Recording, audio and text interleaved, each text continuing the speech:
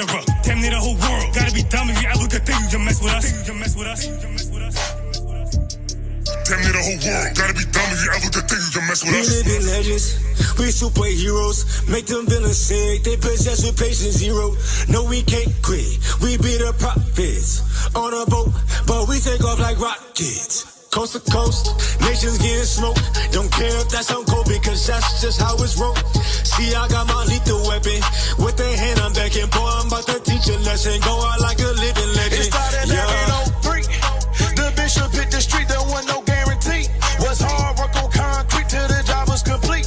Ain't no action like Jackson. We do this for the blacks in the Latins that asking about eternity. And their history untold. We reveal it from the new and the old. Living legends foretold. Preach. See them people from the east. Revelations 18 and 24. Babylon about to blow. Sit back and watch it grow. See prophecy unfold. Sit back and watch it grow. Babylon about to blow. Hey, okay, living legends. Sons of God on the block, I hope they get the message. On the side where they from, I mean it isn't pleasant. From the south to the top, preaching in the trenches. Go hard in any setting. Okay, living legends. Sons of God on the block, I hope they get the message. On the side where they from, I mean it isn't pleasant. From the south to the top, preaching in the trenches. Go hard in any setting. Drop the anger, it's getting heavy. They tried to rip us, but the scriptures turned them to confetti. We storm the block and we breaking chains like the levy. Kingdom to go when we kicking it just like we miss it. Ready? Like the full moon, we chase the tide. Lion to Judah, Israel, yeah, that be the pride. I came in with the 12, yeah, you see the tribes. No house niggas in the field, yeah, we be outside. Hey, we be outside, but forever going in. Yeah, we going live, prophecies in the wind. Hey, Holy Spirit to the fringes. If I said it, that I meant it. All work that I mentioned, gotta go hard to the pension. I know that we some living legends. Never take a loss, just keep living lessons. Spirit vexing, sometimes you get lost. Better get your blessing, it is destined. Boy, the world is yours. Since the intercession, in a second, you can lose it, dog. Don't let them intercept it. I'm trying to be in control. There's people that grow, there's people that stop, there's people that comfortable being enslaved. They live in the grave, they live in the plot. The plot is keeping us in his religions. We making decisions, believing a lie. How you expecting to be in the know when you been living up under a rock? Make it hot, like we boiling, like we seething in the pot. We the salt, they absorbing every season, and we got make it stop. Sick and tired of all these heathens trying to copy. No matter how hard you try, you could never ever stop me. Life of a living legend, looking like I got ascending, flourishing with understanding, sharper than a two-edged weapon. You can never call me Saul, cause I'm rolling in a mind of Paul. We the doctors of law, and we gonna answer the call. Yeah, all you need to know is we ain't never gonna find it. Till you sober up, then you'll be no longer blinded. We the greatest thing you will ever see, cause you're looking at a God and you're looking at a king. Now hold my crown and hold my chalice. We about to restore balance. Can we get a moment of silence? We about to bless the islands. Okay, living legends. Sons of God on the block, I hope they get the message. On the side where they from, I mean it isn't pleasant. From the south to the top, preaching in the trenches. Go hard in any setting. Okay, living legends. Sons of God on the block, I hope they get the message. On the side where they from, I mean it isn't pleasant. From the south to the top, preaching in the trenches. Go hard in any setting.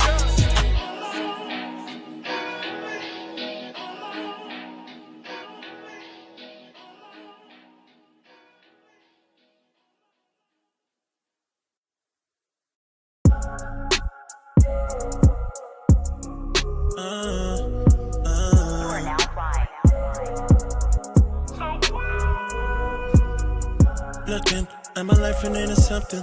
Looking in my hand and I'm rolling up a substance. I can't even think about doing this any much. Told my homeboy that I'm doing and I ain't messing with this life. It's something else better than this. I feel it, it's something else better than this. I know it, it's something else better than this. I see it, it's something else better than getting high, better than getting drunk, calling her on the phone, trying to get into some, I don't know what to do, so tell me. There's something that in my spirit that's telling me this ain't right. Think I'll go another way, think about another way, I'ma go another way. Think I'll go another way, I'ma go another way, think I'll go another way. Think about another way, think about another way, I'ma go another way. Think I'll go another way. It's only lust, that's why he deal with you. He got in that bag off a meal ticket. A couple drinks, he got you still sipping. Now you coming down and you feel different. This is not my place, and there's a long, long way down the highway. I'm so cold. Now if I say, look, don't think I don't feel bad. Some of y'all be acting like your mama used to.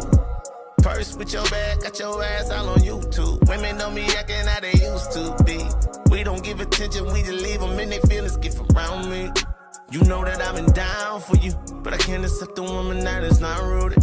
Don't ever gainsay something like Judah. I need that tender thing, girl, and how are you? Think I'll go another way. Thinking about another way, I'm gonna go another way. Think I'll go another way. I'm gonna go another way. Think I'll go another way. Think about another way. Thinking about another way, I'm gonna go another way. Think I'll go another way. I'm gonna go another way. Seeing my trials come back to back, I ain't getting no time to relax. And I see the signs, I see the traps. My OG got my back and it's a one-way trip on this highway. Trials gonna come, then it's my day. Devil on my soul wanna take me away. Snakes round me, looking at me sideways. They wanna sift my soul, I see how it feel. Life on the line, man, this shit giving me chills. Want it from the top, man, shit is getting real for real. And this how I feel, gotta go through it. Gotta go through it. Fiery furnace, yeah, I gotta go through it. That's how you learn, that's why I gotta do it. You wanna pull me back, you tryna break me down, but I said, think I'll go another way. Thinking about another way, I'ma go another way. Think I'll go another way. I'ma go another way, think I'll go another way. Think about another way. Thinking about another way, I'ma go another way. Think I'll go another way. I'ma go another way. Something that in my spirit is telling me this ain't right. Now you coming down and you feel different. Life on the line, man, it's giving me chills.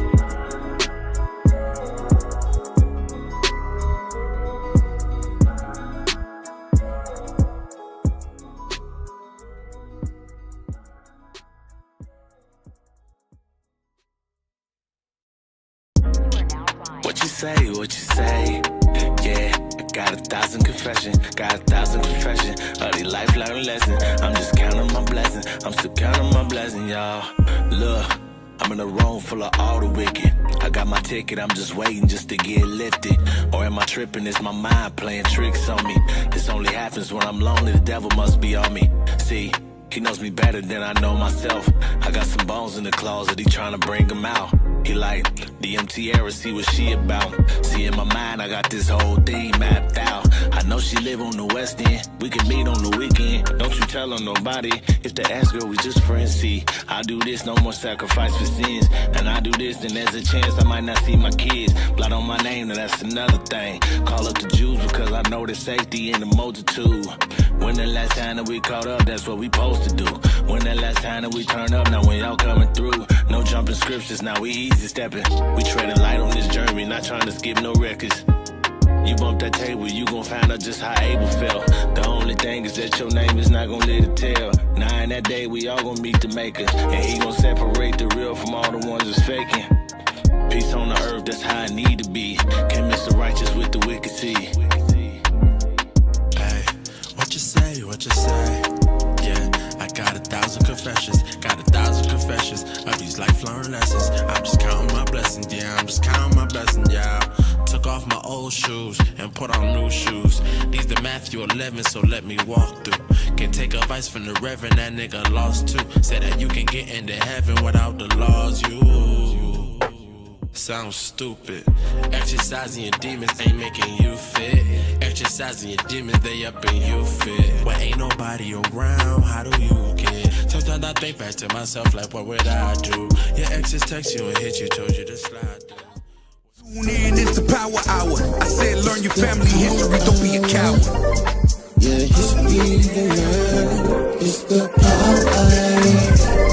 The 11th hour. History, you know it ain't history. Power hour. The 11th hour. You know it ain't history. 11th hour.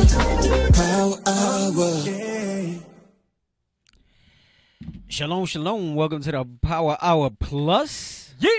So we only heard part of the song? Is that what happened? Yeah, it was only the last 15 seconds. I gotta say they did the remix, bro. Officer Ruben, let me hear it. Okay. He added a little something to it. Okay. He got the remix.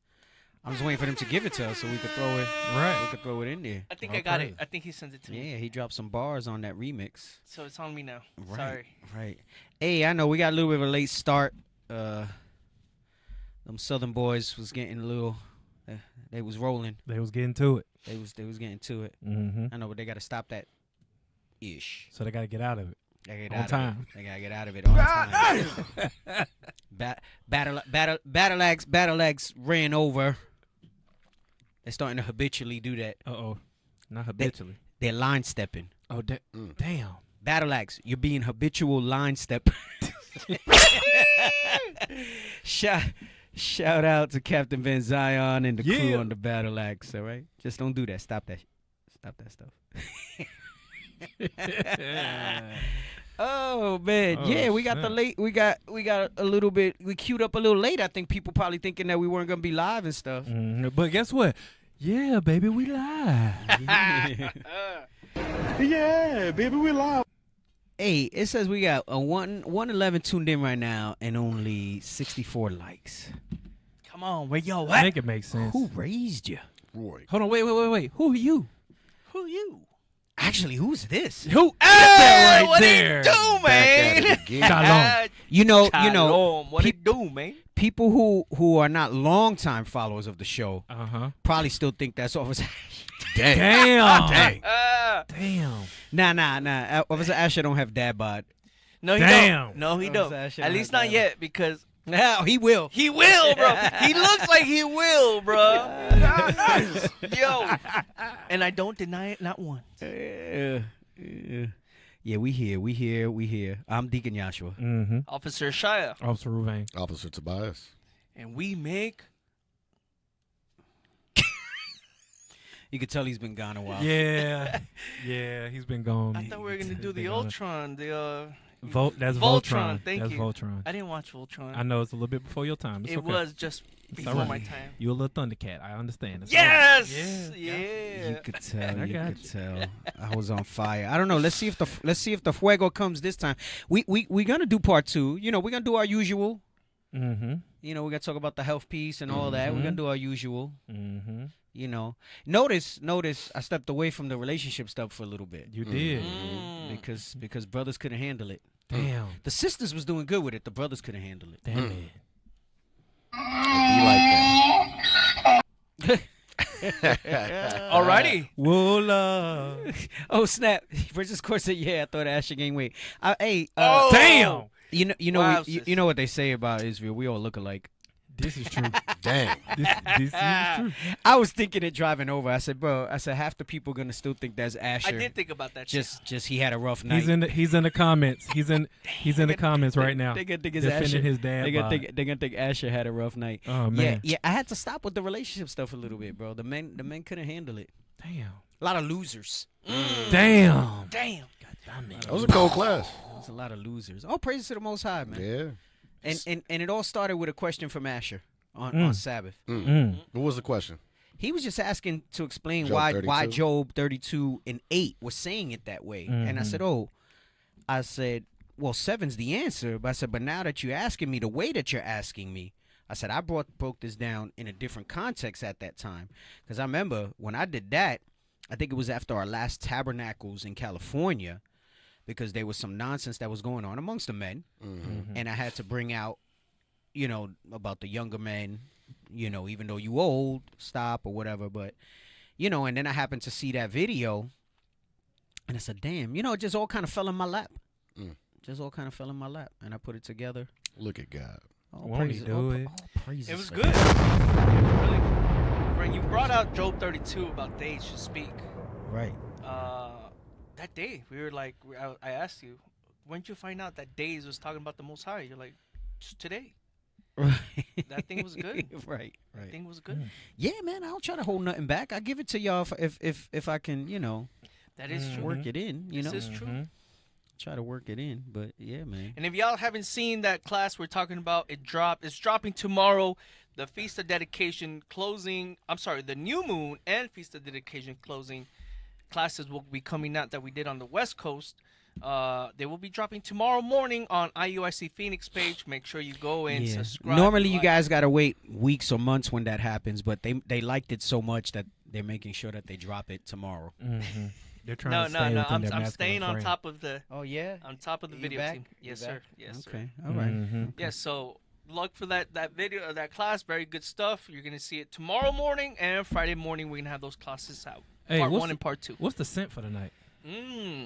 I don't know. What's your scent? Mahogany spice. Oh, you know, man, I want to try new stuff, but I went so ham with like half the line. Yeah. When it first came in. Yeah. That I'm still it lasts a long time. Like yeah. like people's being cheap and they're buying the little 10 The little milliliters. 10s, yeah. Nah. But like I got the 30s with the butters. Mm-hmm. That butter. And I have enough of a rotation that I have not had to I got no space like on my little arrangement. Yeah. So I haven't been able to try the other half of the line like that. Mm-hmm. So I got you. And I went today, because my scent of the night. I went today and I said, damn, cognac and Cubans. I kind of put on the shelf for like months because I've been trying all the other stuff, and I realized how long it's been because when I opened the butter, there was only one swirl, just one swirl. Damn. In my butter. Oh damn. So gotta I get said, that cognac and but you know what? It's like it's nice to rotate the scents if you can because now it's hitting me different than it did. Like I was rocking it so much, like I kind of played it out. Now it's hitting me different. I got you. Like even my wife was like, "What is that smell?" I was like, "Relax, honey. I'm going to the show." Right. It's Where are you going? Oh, I said, relax. Oh, Bamboo Tea. See, I was rocking that. I like that one a lot. I was rocking that. I never even tried the Bamboo Tea. Habitually. I got the AT. It's not just a sale going on. Right. I did some permanent markdowns on the beard line. Yes, you did. Yes, you did. I knocked out. Maybe y'all haven't noticed. But I did some permanent knockdowns on the price of the beard line. You did. So y'all could go up in there and you got some permanent markdowns. Because I don't know. Originality. Go ahead. Go people, put it up. people like, I guess you could do a discount code even if it's automatic. Yeah. And people still don't use it? And it's like mail-in rebates for people. Yeah. You remember what the mail-in rebate was like? Yeah. Right? The reason there was a mail-in rebate and not an instant is because they knew, like they do that by design. You wouldn't actually rebate. Like nobody would want to do all that. But all you had to do was put on the way out. On just check type out MBD20. Apply. It wasn't even a hard code. It wasn't. It was not. Yeah. Maybe if we make it hard code, then they'll start buying. Right. So I knocked the price down so y'all can step your game up, brothers. Check this out. Step your game up. GetBeardGains.com. Go order now. Thanks, sis Corinne. That's right. Hey, y'all. Oh, yeah. These are up. Yeah, they up. These are up on the site right now. That's it. Right? That's it. You go to radio show merch. This is the first merch that we got. And like I said, supply. We're going to have all your favorite show by your favorite IUIC host. That's all right. right. We're gonna Why you got your T-shirts around? and There's only there's only power hours. right now, because that's just the first one I got. But I'm gonna do everybody. I'm gonna do all the shows. So your hot cold premium tumblers, the premium are available. All right, you could go to the site right there. Hey man, you ain't got none of the ads to show for the Matthew 14. Hey, where we at? Where we at with them ads, man? Oh, originalroyalty.com is where. That's originalroyalty.com.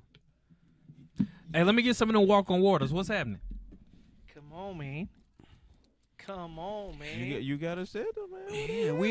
Yeah, we working on the revamp finally in the background for the website. Zoom out one. Zoom out one. Yeah, zoom out a little bit. Yeah, right there. We got that. We got them front zip jackets. Show the front of that's the back. Show the front of that joint. That thing bad. There it is. Oh, there it is. Oh, there it is. There it is. There it is. There it is. That thing fire right there. In there. Mm-hmm. Yep. Show the hoodie. Let's get the hoodie and the scroll up T-shirt. Yeah, all you gotta do is go, hey, look, go to shop, man. That's it. Just go to shop, man. Go to hoodie, sweaters. We got some updates coming. There you go, down there. There you go. Yeah. Pull over. Mm-hmm. Check that out. So whether you want a jacket or you want a pullover, or right. you want both. Boom. Right. Hey, and that's that nice poly. You know, everybody Right. likes that polyester. Yeah, it's nice. Yeah, man, that thing is dope. And we got the T-shirt. Mm-hmm. And we got Go ahead, show Let's them, get show, that T. show 'em Jehoiad's guns. Yeah, let's get that walk on water. What's happening? Let's get the T-shirt. Let's get the T-shirt. And if you buy 2 or more items, automatic 12% off in your cart. Automatic. Automatic. Look at Jehoiada showing off his vascularity. Center it. Doing his what's he call them? Desk push-ups. Table push-up. Table. I did 6,000. I did 6,000 table push-ups. Table push-ups. Right? Getting that volume, man. Getting the blood pumping. Right? Look at that. You might not get guns like that, but you know. Yeah, but you can get the T-shirt though. You can get for $30. Yes, you can. Right. That's it. He said Jehoiada was feeling himself on the photo shoot. Yeah, man, the shirt was fitting him nice, bro. Hey, respect to Jehoiada. He be staying on his fitness. You know what I'm saying? Mm-hmm. You know, he be staying on his fitness. I gotta give it to the brother. Question. And was he like 40? Yeah, he's 40. Yeah, Brother looking sharp for 40, man. How old are you? 31. Damn, you look 50. What happened to you? Marriage. You want you? Children. That's not an excuse. Man, Al Bundy now? You've been married long enough now. Yes. Because that happened to me when I got married too. That man. I got a question. The bomb and the butter. Which is the difference again? Okay. You look at it 2 ways with the difference between the bomb and the butter. Okay. All right. If you don't have a lot of facial growth, you can use the bomb. Okay. It's a little more sticky, a little more tacky, so it's put onto those, BS hairs that you got growing out, right? Or if you want more styling power on a longer beard, right? Like if you want to shape it a little more, right? You use the bomb. Because it's stickier. Yes. Okay. Butter is softer and it melts down more. So it'll kind of coat right after the oil real nice. So I say that's better for longer beards, right? A shorter beard, I wouldn't. So long beards could use bomb or butter. Short beards, you probably just want to stick to the bomb. And they all got that glow on them. Oh, they all gonna give you a nice glow, and it's gonna lock in that oil. Like Bruce Leroy. Yeah. Got that glow. Yeah, it's like putting that little coat on it. So. Straight up. Does that beard balm help your beard grow? Hey, Ruvain, have you tried Morocco mint? I have not tried Morocco mint. Yeah, listen, of course it's for sisters too. It's not a woman's cut. I didn't do a woman's cut on that because I'm gonna be candid right now, sisters. The largest sizes in women's sizes, with that little cut, a lot of our sisters can't fit them yet. Jesus. Yet. I like how you did it. Yeah. Yes, you did. That was a classic Deacon Joshua sandwich. A lot of our sisters can't fit them yet. That was a sandwich. You got to give them the sandwich. So, like with the 20th anniversary, for example, I made the mistake of getting it, and they only buying the 4Xs. God damn.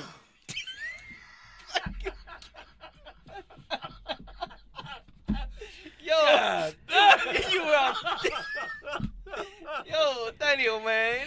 Hey, that's a good way to say the bomb. He says it lays out hair on the face like Murray's did for the waves. Okay, all praises.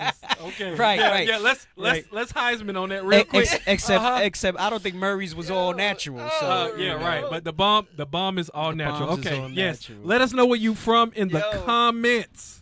So yes, the short answer is, of course, y'all can rock the jacket and everything like that. The hoodie. Jesus. Right.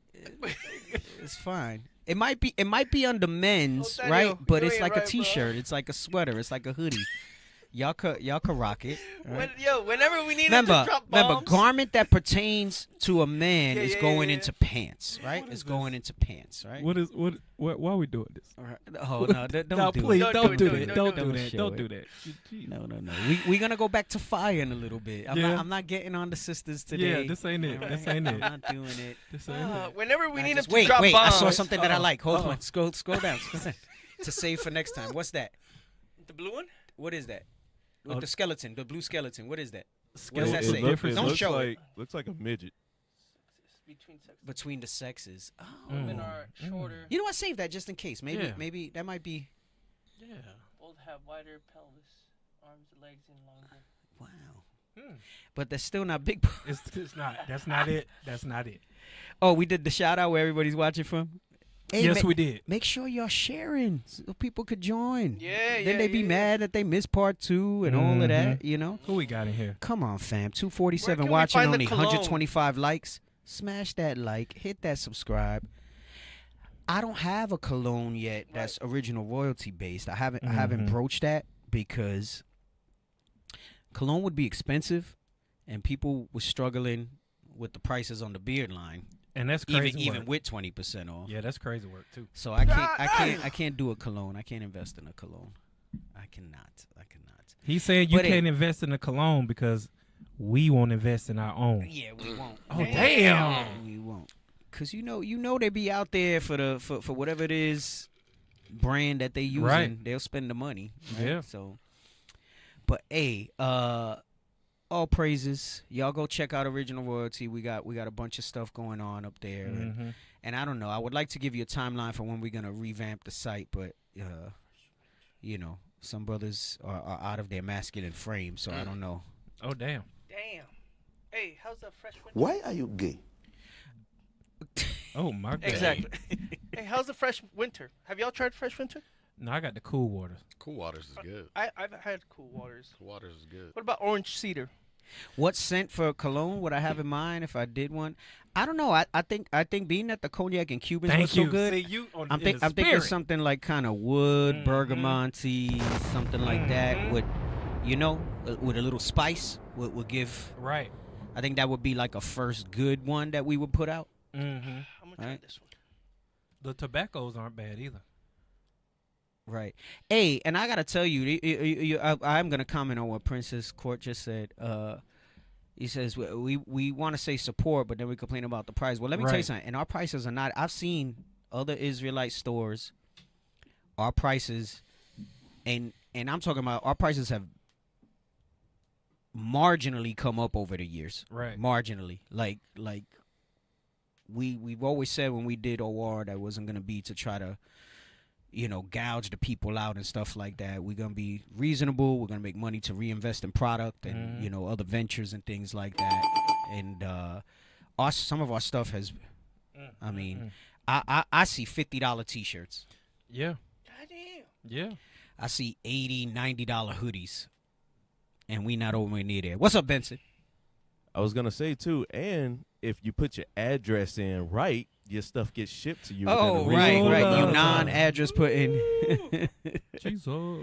Yeah, the oils are on Original Royalty website as well. Yes, it's under men, and then I think personal care or something. Go ahead, scroll up. Let me see. Is that it right there? I'm between a jacket and a hoodie.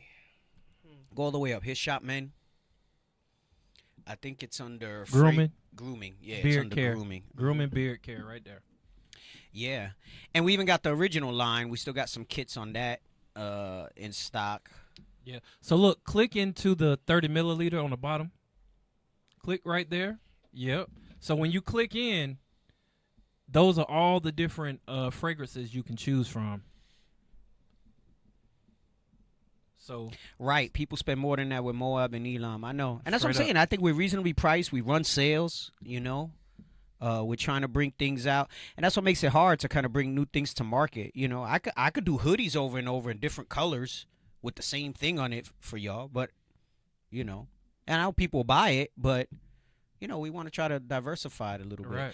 And in the background, we're trying to do like some of that real novelty specialty stuff you like. Some of them shirts that brothers be doing and stuff like that with the different embellishments and stuff like that. I got something coming with some jackets for that, some denim jackets. Yeah. Lord have mercy. Yeah, with the little leather, little fringed out. You know what I'm saying? I got something cooking for that too. Sooner than later, too. Sooner than later, we'll have some of that going. But anyway, let's go to the health segments. Make sure y'all hitting them likes. Make sure you're sharing the show so people know we live. Hey, shout out to your city too. Right. I really don't know what I want to get. The hoodie or the sweater. Well, it's 12% off when you buy 2 or more items. DC is true. Get both. They both. I know it's hard, right, to decide because it's like I don't necessarily want to get 2 of the same print. Yeah. But it's very 2 different pieces of clothing. But I don't know if I want a sip or hoodie. But see, you should probably. I'm gonna tell you. You get the T-shirt, right? You're rocking the T-shirt, jacket. It's got the collar. You can pop your collar while you out. Rocking original royalty. With that walk on water on the back. Like, you can't. Come on, bro. Right. All right. Very good point. I told you which ones we're going to do. Which I said the ones. I don't even see the other one that I said I was in there. Come on, man. I said it right before the show. I said the link that I put on December 16th in the topic content with did. Dr. Atia, and the link that I put today about the 5 foods. Come on, man. Who do I need to blame? And go. Who do I need to blame? Go ahead. Mijo. Throw each other under the bus. Mijo. I'm throwing Wow, away. Mijo. No, he can't do no wrong right now. Oh, damn. No. Oh, man. It's your fault. Damn. No, it is him. You know what? I had to kick him out during the feast day off of media. I was like, yo, you suck. Move out the way. Hey, Yaziel was happy with my dairy segment. Yes, he was. He was ecstatic. Cheeser. Yeah, I never seen him comment so much as during that show. Yeah, he was like, yes. Yeah. Validate me. Yeah, he was commenting like crazy. He was like, yes, dairy.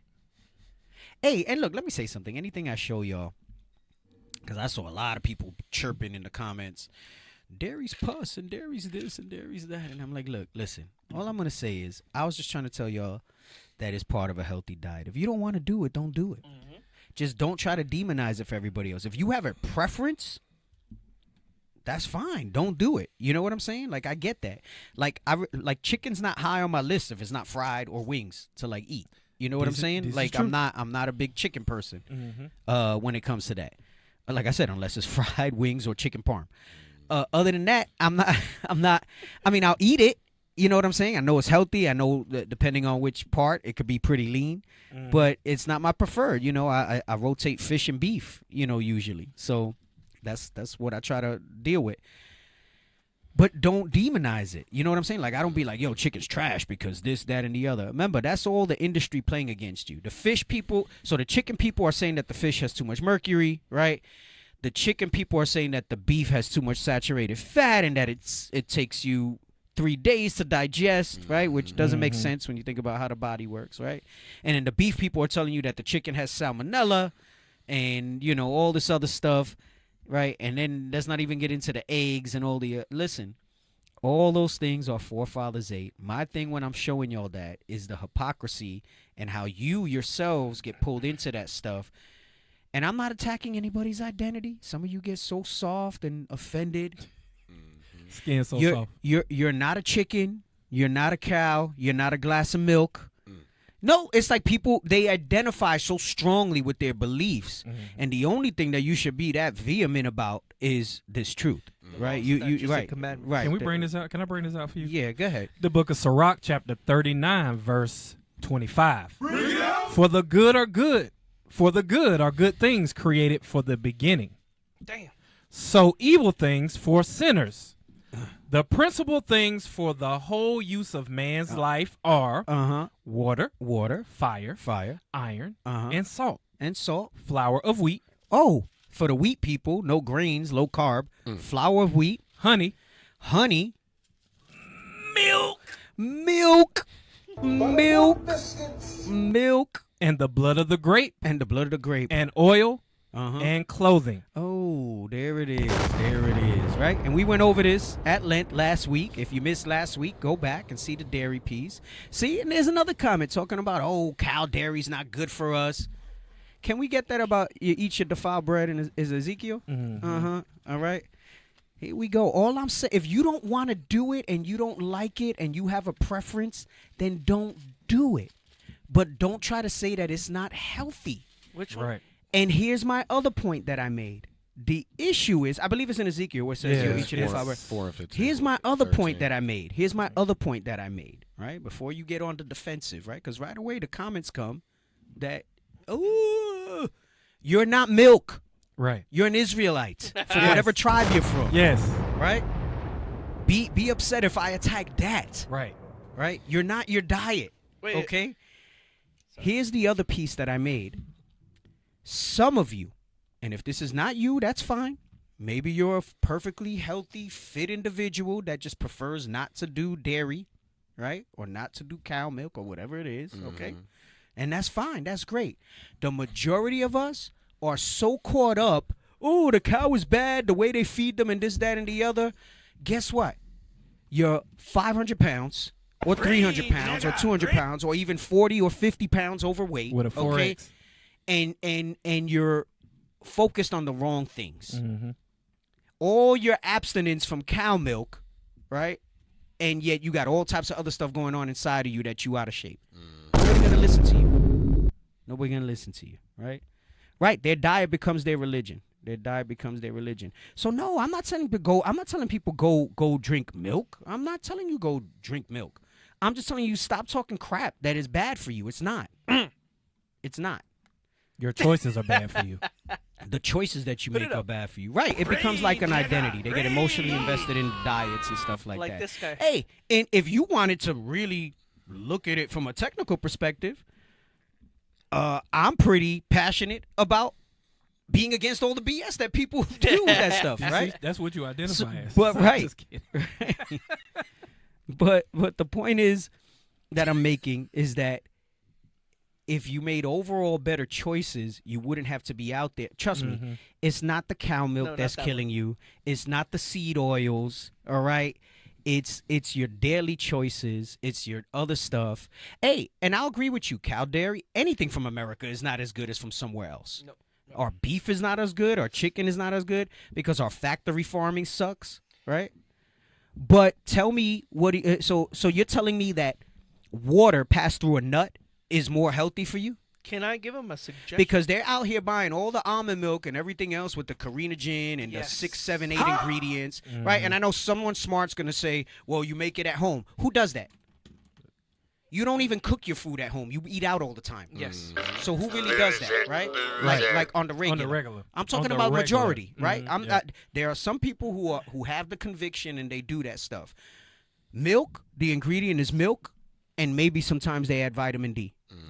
Tell me what's worse for you, milk with vitamin D or xanthan gum, carinogen? And I'm not saying those things are bad for you either in moderation, but like I just don't get it. I just don't get it. Like people are pointing at the wrong things. You're focused on the wrong stuff.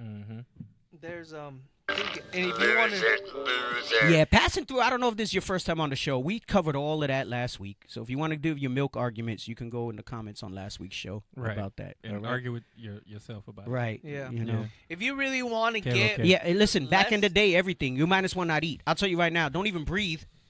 Oh yeah. Stop. By that logic, stop breathing. The air in America is worse than other places. That's an environmental toxin, right? If we're gonna get on that. Hey, and you know what, James? I like oat milk too. I especially like it in my coffee. It gives it a nice little taste sometimes. Right. You know? And then I'll do a little sugar-free brown sugar syrup.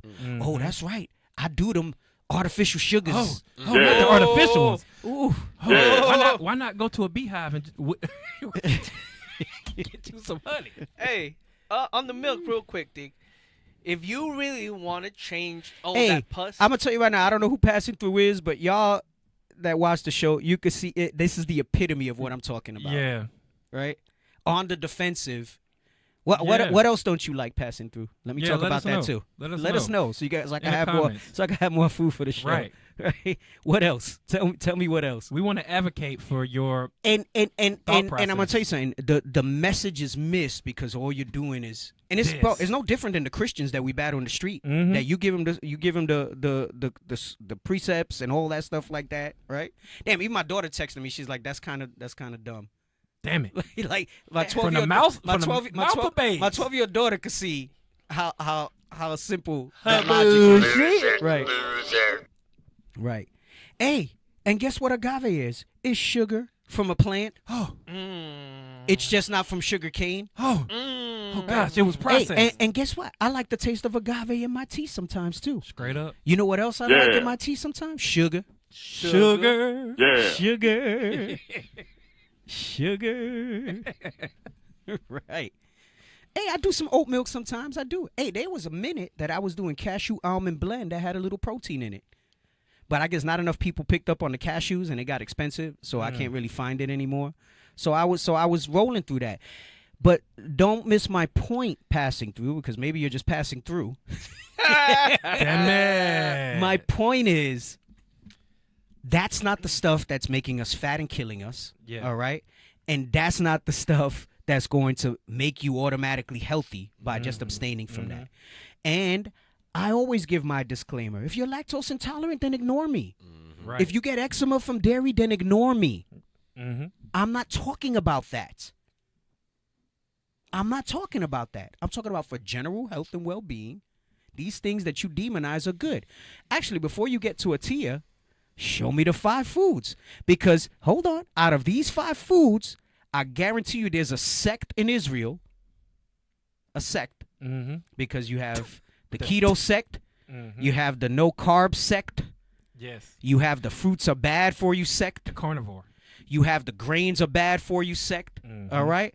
I'm going to show you how all these things are part of a healthy diet. That if you stop doing your extreme exclusionary diets, barring allergies, barring a sickness, barring some sort of reaction that you have to outliers. Outliers, because most of us aren't like that. All right? If you ate these things, you would be good. It's the second link, and I don't see it. It's the last link that I posted today that I said before the show. Thank you.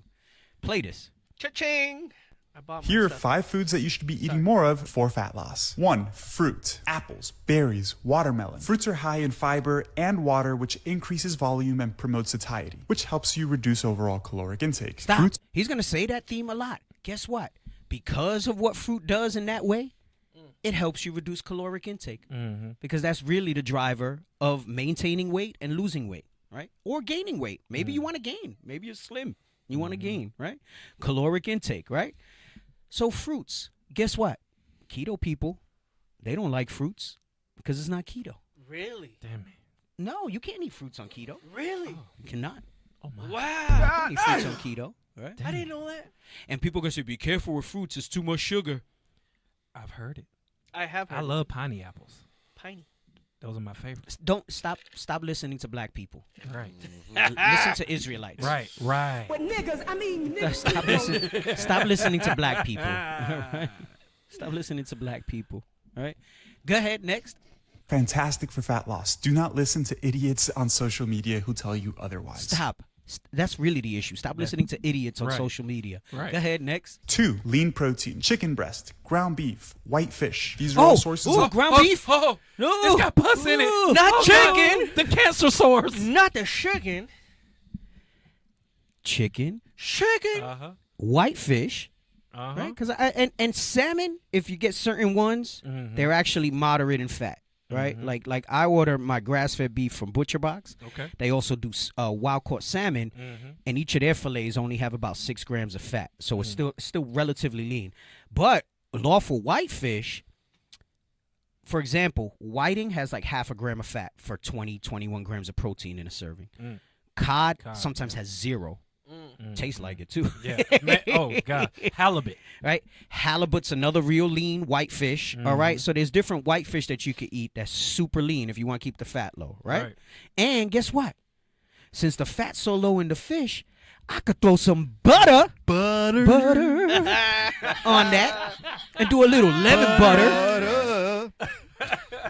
For example, you throw some lemon butter on the cod. Man, that thing is banging. For real, though. Yo, that sounds good. And right because there's no fat in it, I could do a little tablespoon of butter on that and still be good, right? Man. Go ahead, come on. They're all sources of lean protein, and protein helps promote satiety, aka the feeling of fullness. In addition, lean proteins are pretty low in calories as well. 3. Beans. Black beans, chickpeas, lentils, you name it. Northern Kingdom onto something. Man. Damn. Northern Kingdom onto something. Dang, they look good too. Why are beans good?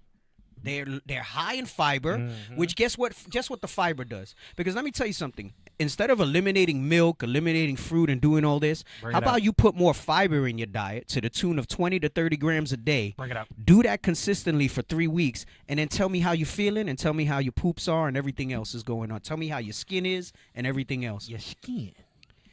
You gotta get your fiber up because you gotta feed your gut microbiome. And you know what they like? Fiber. Do you know where you get fiber from? Fruits and vegetables and grains. Uh-oh.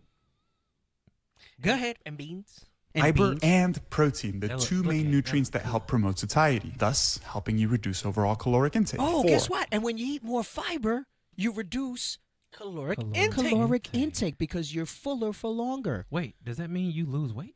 and you lose weight. Wow. Wow. Gosh. See how easy that works? Who would have thought? See how easy that works? Oh my gosh. Go ahead.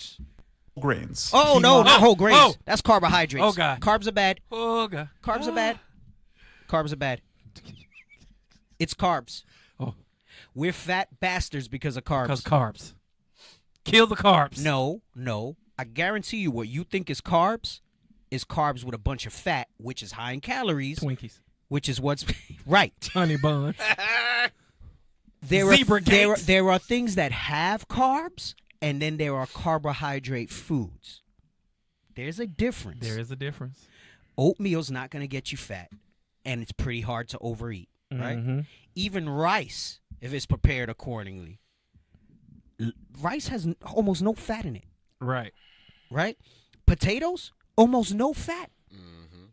Oh, you got to stay away from potatoes. It's got carbs. You got to stay away. Stay away from potatoes. Hold it right there. That's true. That was a big one. Go ahead. was a big Come on. 4. Whole grains. Quinoa, oats, whole wheat bread. Similar to the other foods, whole grains tend to be high in fiber and low in calories, which helps with promoting satiety and aids in fat loss. And 5. Low-fat dairy. No! Oh, my gosh! Not dairy! Oh, God! Not dairy! The milk! And notice he said low-fat dairy, because did. why? Too much fat, Right. it was too much calories, right? And you have some issues with that. Low-fat dairy, he's giving you 5, and guess what those 5 foundational foods are? It's what our forefathers ate. It's what the Bible says you should and Thank you. He needs some milk. I still didn't forget about Ezekiel. Yeah, We're going to bring yeah. that out after this. Go ahead, come on. 5. Low-fat dairy. Greek yogurt, low-fat mozzarella cheese, cottage cheese. These foods are high in protein and low in calories, which makes them great for fat loss, and they're an easy snack on the go as well. To learn more about the fundamentals of healthy nutrition for fat loss, comment the word diet on this video, and I'll send you a free copy you of can my throw them to the side. You can throw them to the side. Anyway. No, listen, I didn't read all Passing Through's comments. They're making comments. I don't think Passing Through was here for the other show. So I'm just pointing out every time I see those arguments, and I don't do it to be adversarial. It's not like I want to argue. I don't have a spirit of variance. Right. It's just that we're too smart. We have all the knowledge in the world in this Bible, and we fall for everything. We fall for everything, and I get it. We fall for it because we didn't stand on this. We didn't stand on this, and because we didn't stand on this, they were able to implement all their crafty counsel against us. So now we're suspicious of everything and everyone, and rightly so. But let the scriptures guide you, like the one you just brought out, like others I've brought out on the show, right? And let that be your compass. Let that be your navigation, and really make it make sense. And I get it. The internet has given everybody a platform. You don't know who to believe. You got people that say they're doctors, but they don't say they're doctors of what. You got chiropractors giving out nutrition advice. And I'm not saying that it might not be good advice, but don't let the fact that they say they're a doctor make a big deal for you, right? Right. Like a dentist says doctor. Are you going to let them give you heart health advice? You going to let them give you a heart screening? Don't make sense, right? Right. Just Hell like don't listen to fat people giving you diet advice. Unless they were fat and they lost the weight. Right. That part. Water. Then that's different. Water and lemon in the morning. Right. Or you What is it? Hot water? which is fine if everything else is together. Water and lemon is the little peak of the pyramid. All those little other things are the little peak of the pyramid. That's when your foundation is good and you say, I'm going to tweak it. I found that I don't necessarily, dairy doesn't agree with me. I have a reaction to it. So I'm not going to do that, but I'm still going to include some of these other 5 foods that are there. Right. That's going to do this, that, and the other. Right? And then you think I don't like dairy, so I do coconut yogurt, processed food. Yogurt's a processed food. See, the thing is, what you call processed foods, you think is a bag of chips. You think chips is a carb. Right.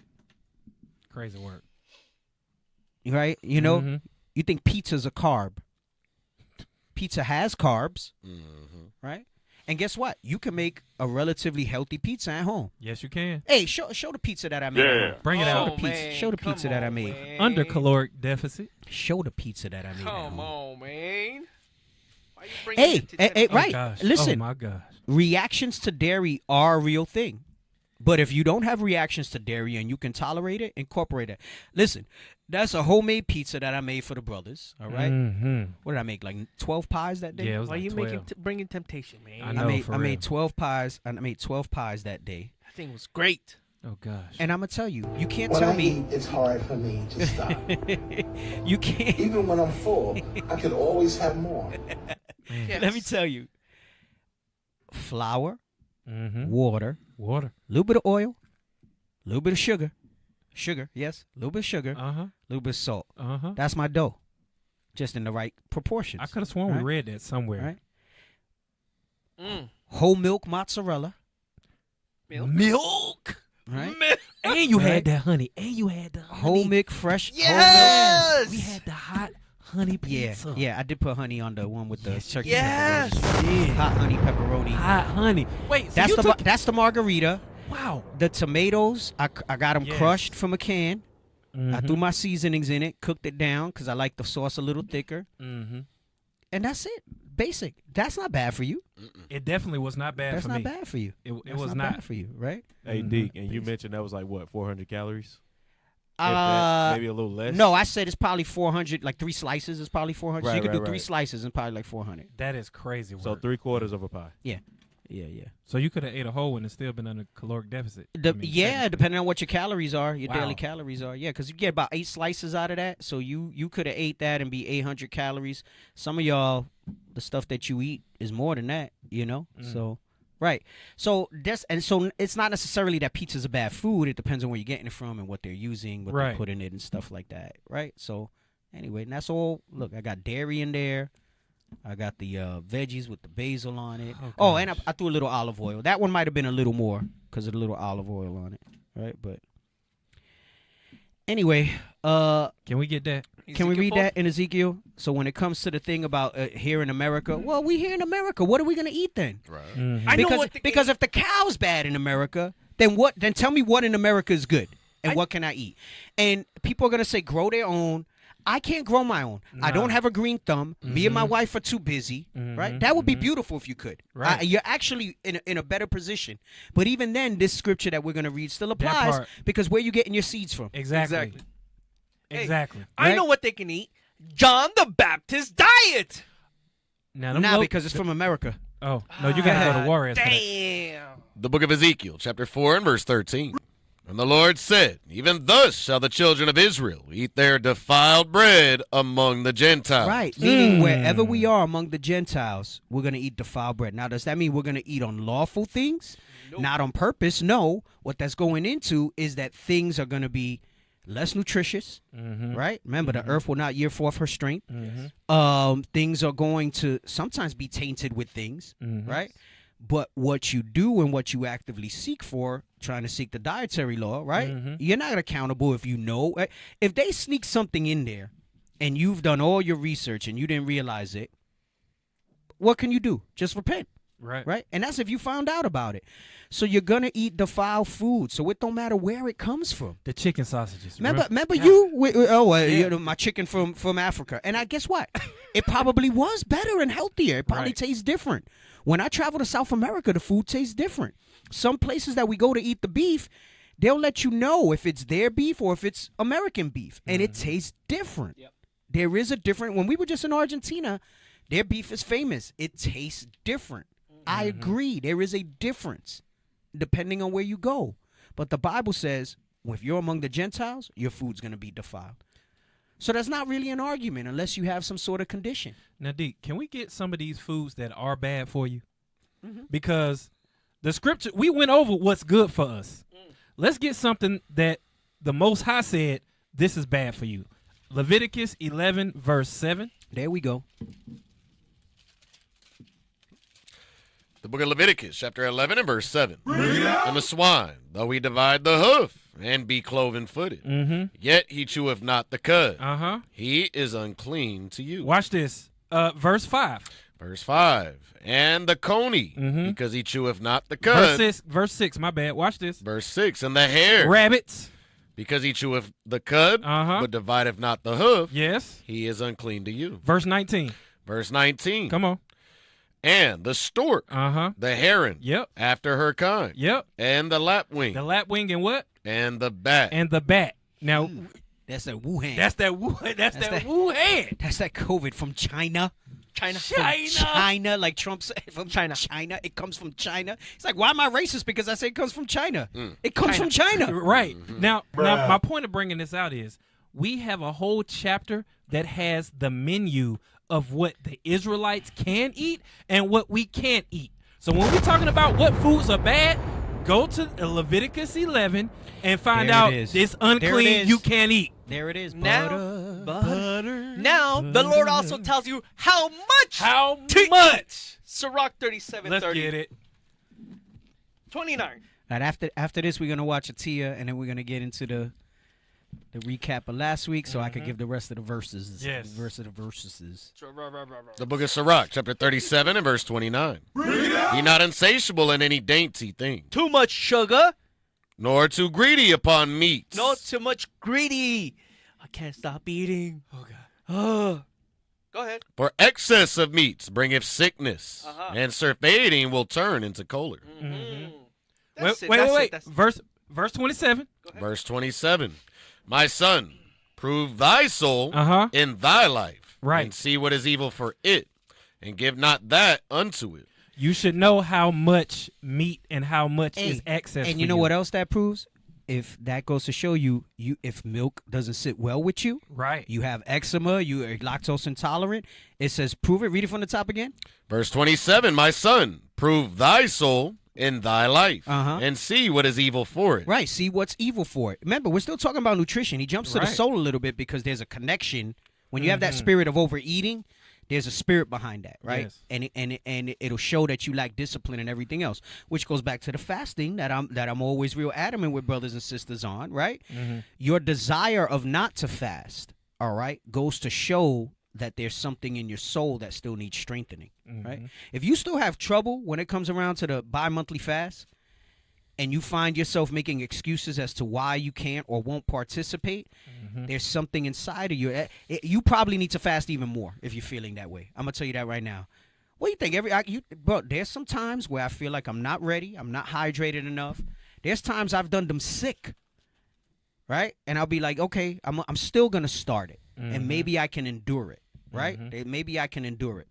And usually I can. There's something, you got to run towards it more, right? But it says prove your soul and see what's good for it. In the context of diet, same thing with your body. Same way you do it for your soul, you got to do it for your body. So if you know something doesn't fit your diet well, you have a reaction, you have an allergy. Food allergies are real. We have aversions to things, right? People have nut allergies. Some people can't tolerate honey. Some people can't tolerate the dairy, right? Gluten. Gluten. I get that. Those are real conditions, and people have real issues with that, right?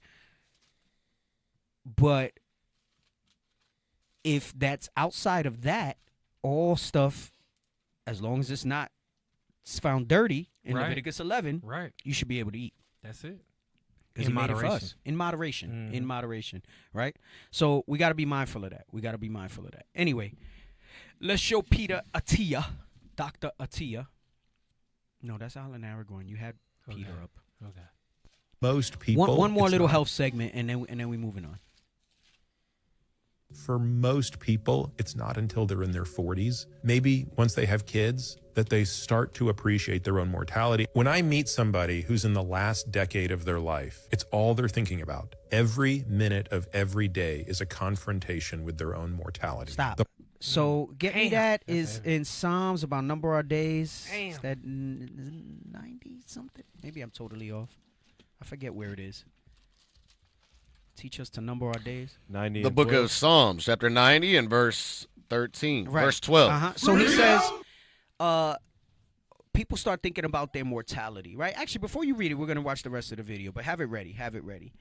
And that's biblical. People start thinking about their mortality. This still kind of goes with diet. The whole thing is health-wise, but he made something profound. He said usually people will get serious about it in their 40s.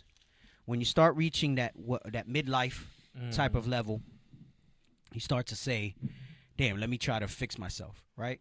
And there's still time. I would say. Every decade that you let pass, it gets harder because it's easier to maintain a foundation than it is to try to start from scratch. But even then, it's still worthwhile trying to do something with, right?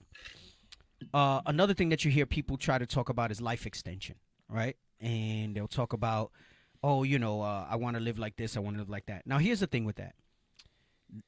It's kind of BS because when we read the scripture, it's going to tell you that it's BS because God tells you what the number of your days are for most people, right? There are some outliers, right? Like, you know, I think my grandfather was maybe early 90s when he died. So was my grandmother. You know, because scripture talks about 80s by reason of strength, like we're going to read.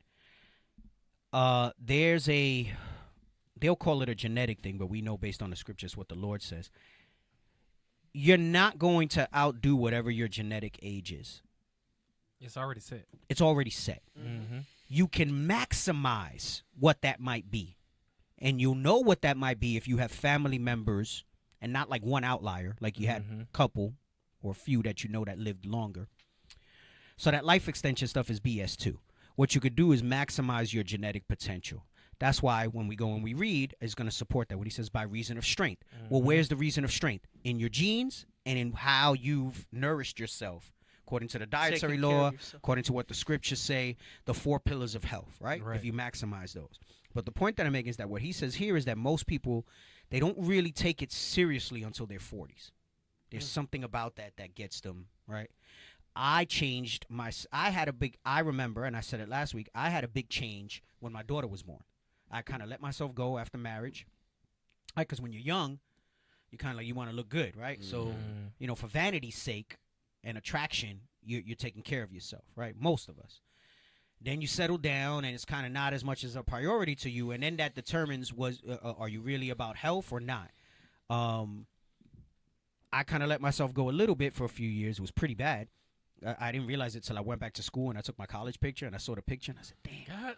And it's weird, like you see yourself in the mirror all the time, but you won't say nothing. And then I saw my picture and I said, "Yep." I said exactly that. I said, "God damn!" I said, "Oh snap!" And then my daughter was born, and that kind of I said, "Damn!" You know, I gotta make sure that I stick around. You know, I want to be here for her.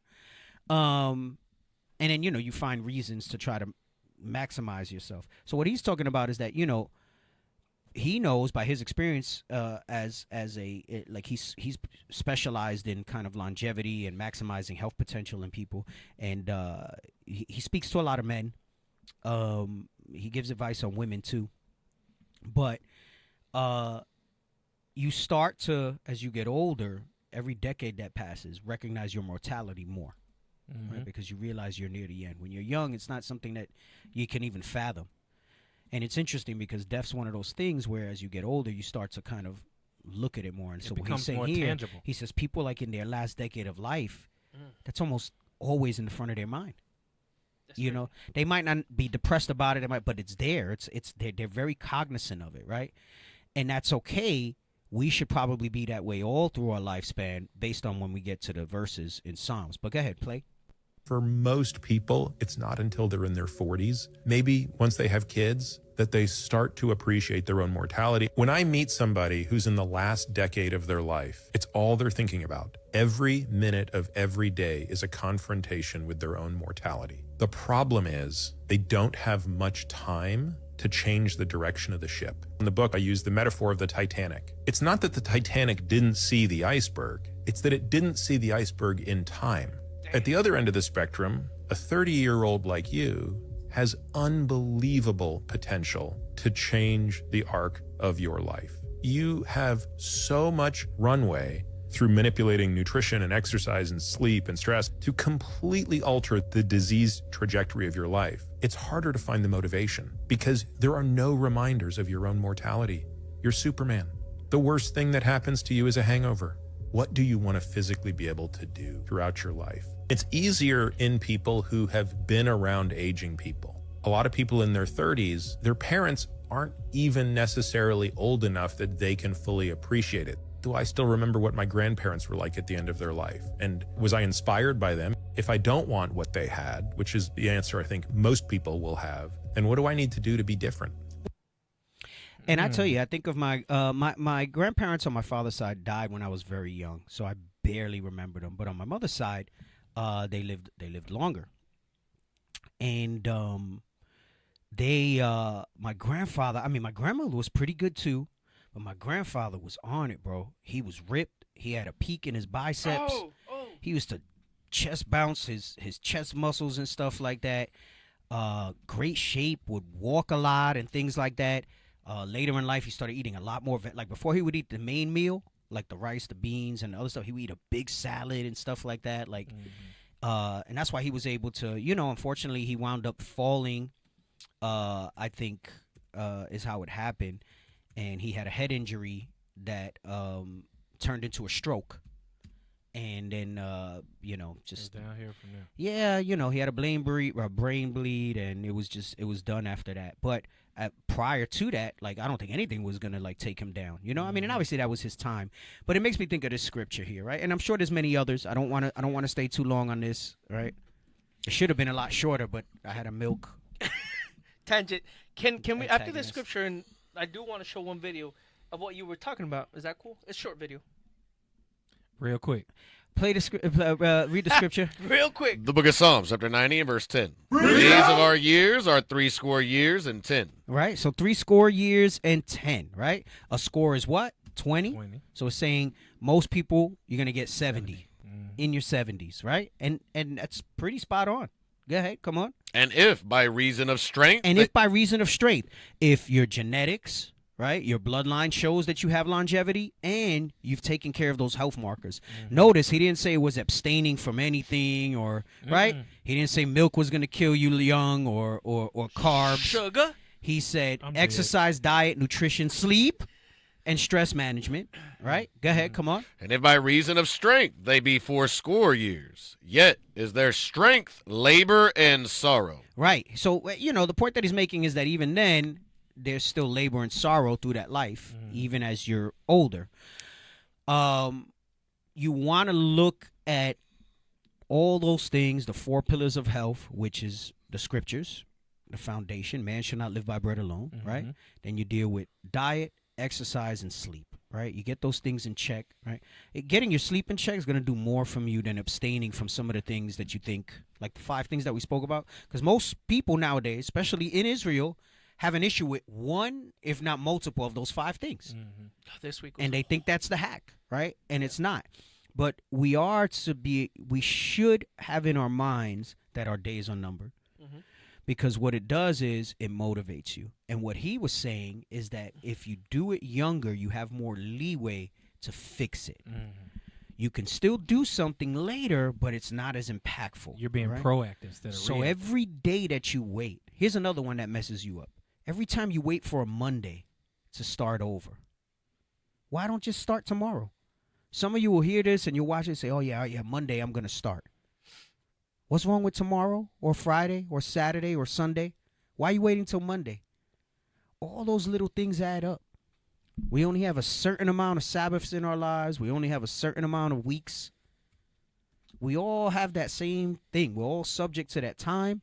We're all subject to our days being numbered, what we just read here and where we're at. Get it together and stop wasting time. And I think that's really why I get on people that come up with all this nonsense. Like, you're wasting time. Human lies. That's a fine tune. That's a tweak. That's not the foundation of what's going to get you healthy. Let me not eat this. Don't eat that. Don't eat this. Follow the dietary law. Follow what the scriptures say about those things. Get your exercise in order. Get your sleep in order. Your mental health will take care of itself if you really have faith in these scriptures. That's not even something that you even got to consider. You don't need to go sit on Esau's couch. The Bible will get you where you need to be when it comes to that stuff. And just be consistent. Be consistent every day. What did someone say? What was the 5 things again? Well, I gave the 4 pillars of health, and then the 5 things was in the video that we showed, which was what? It was fruits. It was beans. It was lean meats, grains, lean meat, whole grains, and low-fat dairy. Low-fat, yeah. Are you talking about the pillars, sis? Yeah, and the 4 pillars was the scriptures. Get your spiritual health up, right? Like, really, right? Because people, same way people are with diets, they like that with the scriptures, right? Like, somebody will freak the hell out over the dietary law, but like the example I gave, but they find it so easy to lie one to another or deal falsely, right? So get your scriptures together, and there's a lot that falls under that. Get your diet in order, right? Get your sleep in order, and get on some sort of exercise program that heavily emphasizes resistance training. That could be bands, that could be cardio, whatever it is, right? I mean, I'm sorry, bands, weights, cardio as an adjunct, right? But like you got to prioritize straight training. And think about it. What do you want to be when you're old? As far as function, right? Not brittle. Not brittle. You got to strength Like this. train. Right? Like this guy, right? Go ahead, you can show it. You've seen this video? I have. Okay. It's good stuff, right? Oh, I love it because it's Ephraim. That's the only reason I'm going to let you show it. Exactly, bro. That's the only reason I'm going to let you show it. Because, hey, I'm going to tell you something. I know we got the thing, and listen, I know there's black, like the darker skin, and then there's black as us as a people, right? I'm black. We all black. Like this. I'm not black like this. Not like this. Right? But, and it's not to throw things, but I'm going to tell you, y'all got to think about it. You look at the tribes. Look at the tribes. Yeah. Bro, I'm not trying to favor a tribe. I want you to look at this objectively. Look at the tribes. Y'all know what I'm about to say. Speak your truth, Dick. Just go ahead and bring it out. Just bring it out. Speak your truth. And I see a lot of old Southern Kingdom jacked up, fat, gout, 4Xs. all types of 4Xs, right? Greens, beans, potatoes, tomatoes, ram. You name it. I don't see that as much with Northern Kingdom. Big back, big back. Big bag, I'm just going to call it what it is. Turn it. I'm just going to call it what it is. You say black don't crack. But it sure do get big. It sure do swell up.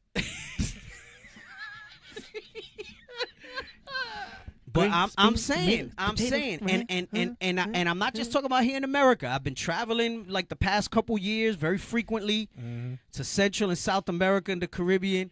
And our people's looking good, even the elderly. I'm not saying there aren't some. I'm not talking about outliers, but Southern Kingdom, man, y'all doing something wrong. Y'all doing something wrong. Y'all got to get it together. Hey, you go to Africa, them old ladies be out there chasing chickens down and stuff. Nah, I didn't just say Judah. I mean Benji, that's in the island, be pretty healthy. They got some muppies. Levi ain't got no choice in the island. They ain't got a lot of food. I'm gonna help you out. A lot of Gadites are fat and obese in America too. Yeah, there you go. Gadites are jacked up in there America you go. too. I'm gonna help you. I'll give you that. A lot of old Mexicans, because they like to drink a lot of Coca-Cola. But outside of that, the rest of the Northern Kingdom tribes, let's go. Is kind of. I'm just saying. Let's just show the video so we can move on. Let's just show the video so we can move on. Be stuck. Go ahead. Stop for a second. Hold on. Before we show it. And then I'm going to leave the example I gave alone. The brother in the blue shirt, he's actually sticking up. I'm assuming there was an Edomite that was messing with the Judah sister, the fat Judah sister over there. Damn. And the slim, twice the age of the Judah sister, Ephraimite. Ephraim is not fat. He's not fat. Right, he's not fat. Doesn't have a thingy. What's it called? He doesn't have a walker. A walker. None of that. All right. So. but he old. Right. So. Hey, you ain't got to throw the beef hot dogs away. Just that's like a once every 2 or 3 months treat. Just make sure they ain't cased with pork, like my chicken sausage. Yeah. Like I like hot dogs. Yeah. I could count on one hand how many times a year I eat them. Right? Because it's not part of a staple in my diet. Focus on those 5 staples. Work in some of the things you like and you can indulge occasionally, and you're fine. Right? But anyway, this is a perfect example of it because look at her. And look at him. And he like twice her age. Right? And half the size. And half the size. No, less than half the size. Like a third. Less than half the size, right? Like a third. Right. Issachar, older Issachar, especially the women, they tend to kind of be chunky. But especially anyway, northern Mexico. That's not what this is about. It's to show you the vitality of our people, especially Ephraim. Go ahead, come on. Right. You're right. Thank you. I love black people. I don't care. I love black people. This is America. You understand now? My name is Puerto Rican Pedro. You don't like it? I don't care. My life. In America. Let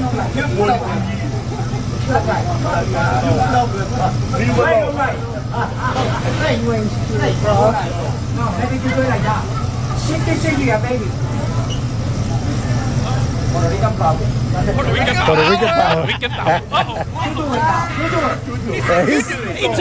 it. He told the Edomite, you do it. You can't do it. You do it. Look at you with your walker. Right. He said, I'm the same age as you. Right. Look at you. Look at what the Edomite responds. Puerto Hey, Rican power. we got it in us. We just focusing on the wrong stuff. Right. You worried about milk. You're worried about carbs. You're worried about, and your foundation ain't right.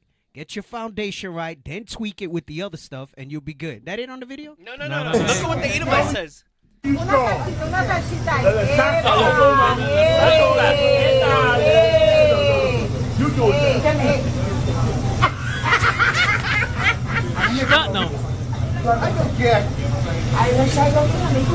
He rested up against the thing. He says, I don't care. Right there. That's it. The Edomite says, I don't care, but he can't. But he was sitting down. He's like this, all jacked up. I don't care. You know, he cared. He was. Remember what Dr. Tia said? He said those people in the last decade of their life, that's all they think about. Right. Yes. Every morning he wakes up and he's probably like, I can't wait to die. Right. Right? So all praises. He looking at that got to be New York because we tight. We look out for each other in New York. They know Northern Southern Kingdom division. You know how like Judah and Mexicans don't like each other out here. That's why we got to move to Houston. I've said this countless times on the show. It ain't like that, bro. Northeast. I'm gonna say Northeast because it's Northeast. Northeast ain't like that. Northeast, we with it. We with each other. We got each other's back. I'm not saying we all get beef, right. But like trivial stuff. The majority. Like just because you're Ephraim and there's Judah.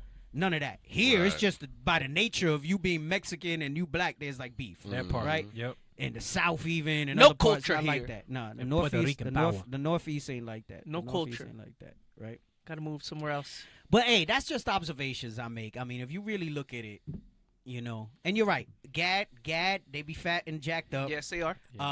Issachar, A lot of, especially Issachar women. Yes, Issachar women be fat in and jacked up. especially in North Mexico and the border and like South. Right around America. Right around America and all that southwest America. Yes, big. Hey, and I'm not saying so it. It's not only northern. I'm not saying it. it. I'm not saying it to try to throw shots. I'm just making an observation, and it's not biased. I'm saying it to show you we all the same people. So if you can see a lot of Northern Kingdom do it, and guess what? I know the argument's gonna be damn, but it's that Judah food is jacked up. You don't gotta eat that. I just showed you the things to eat. Right. And you know what Ephraim eats? Those 5 things. Yep. That's part of the foundation in our diet. I mean, except Mexicans, their thing is Arroz and frijoles. everything's a taco Con for pollo. Mexicans, and it's loaded with fat. Yeah. But, and I'm not saying we don't have Greasy, some bad food, greasy but, too. It's you greasy. know, yeah, it's greasy. It's greasy as hell. But it's not necessarily the case for the other Northern Kingdom So tribes. it's not only Southern Kingdom. I helped you out. It's also Gad. A lot of Gad is Gad. fat, Right. overweight. Yep. Hey, I'm gonna go into the other nations too. Japheth, a lot of Hawaiians. I know there's a lot of our people there too. A lot of Hawaiians. A lot of the islanders too. The Samoans. Yes, they're big. Yeah. They're huge. Yeah. They're huge, and they know how to eat properly because of the Bro, islands and in stuff. Ecuador, I'm telling you, they'll put young people to shame. First of all, it's at elevation. So they constantly live in there. So when you're at elevation, your red blood cells, you produce more of them, so you got more oxygen in your system, right? So they live there. Bro, the old viejitas and the viejos, there's hills. It's mad hills. Did you go to Ecuador? Yeah. And they carrying their they ain't no cart. Nope. They carrying their groceries, their bags on their shoulder, Bro, they must be like 80, 90 years old. I'm not even exaggerating. And especially walking up and down, all their stuff, bro. They in shape. Yes, they are. They in shape. I'm not saying they like in shape like muscles and stuff, but they can live. They can quality endure of it. life. Their quality of life is good. They're not limited, right? Yeah. The vast majority, you see some with canes or whatever, but I don't remember seeing fat people in Ecuador. Nope. I didn't see fat people in Colombia. Nope. I don't think I saw fat people in Peru, Chile, especially because they Argentina. spend a lot of time outside. They sweat a lot. I saw fat people in Panama. I saw fat people in Mexico. Yes. I didn't see fat people in Guatemala. If I did, it's less. It's on count on one hand. Not in Peru. Not in Peru. Not in Peru. Right. Not in Peru. Hey, and those old ladies, Deke, not only do they hold their groceries, they hold their babies. One hand baby, the other hand groceries. Let's go. Bam. Chloe, have mercy. Yep. Yeah. Anyway, last week, we were going over the remnant of the people. I had to rush through the who of them part. You guys freaking pulled me into this again. I was trying to just do it briefly, 2 videos, and go from there. Beef, tomatoes. We spent an hour on this again, bro. We spent an hour. I was going to run it back and go over the who of them's part. Damn. Right. I should be able to do it. Let's go. I'm gonna get it in. I'm gonna get it in. I'm gonna get it in for y'all. You good? Where you been at? This Right past, here where you with been? This past Listening. hour and a half, bro. Yo, where you at? Right here with you. All right. I know, man. Why is so weird? He's still upset that you told him to take his AirPod out his ear. That's it. That's exactly it. Well, How get over dare it. you. Oh, he trying to agree with his adversary Just quickly.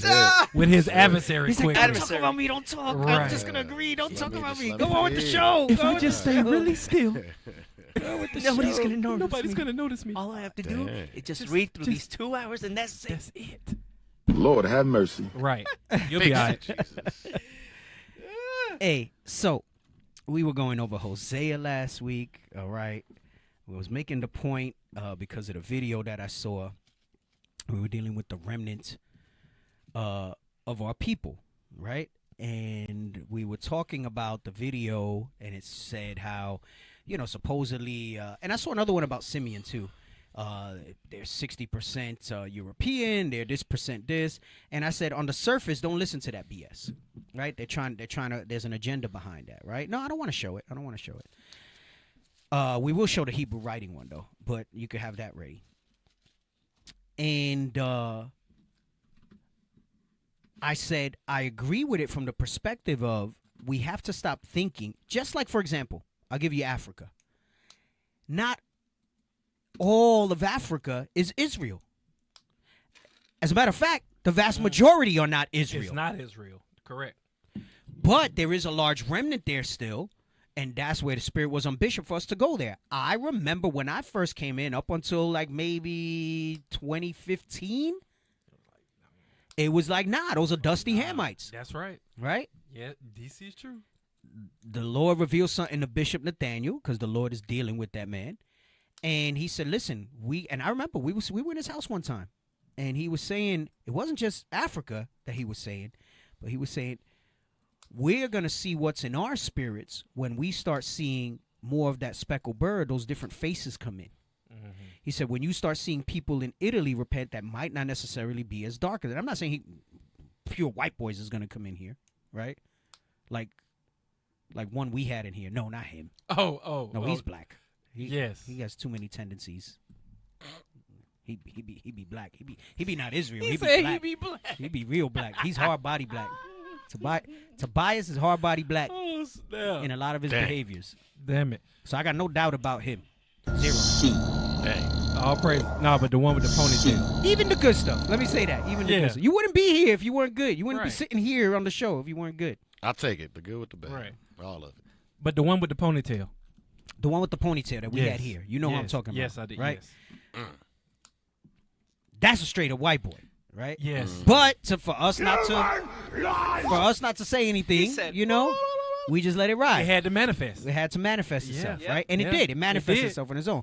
But anyway, my point was, I remember Bishop talking about that, and it was like, yeah, and he was even back then, he was talking about in Middle Eastern and Arab countries, right? And the remnant of our people, right?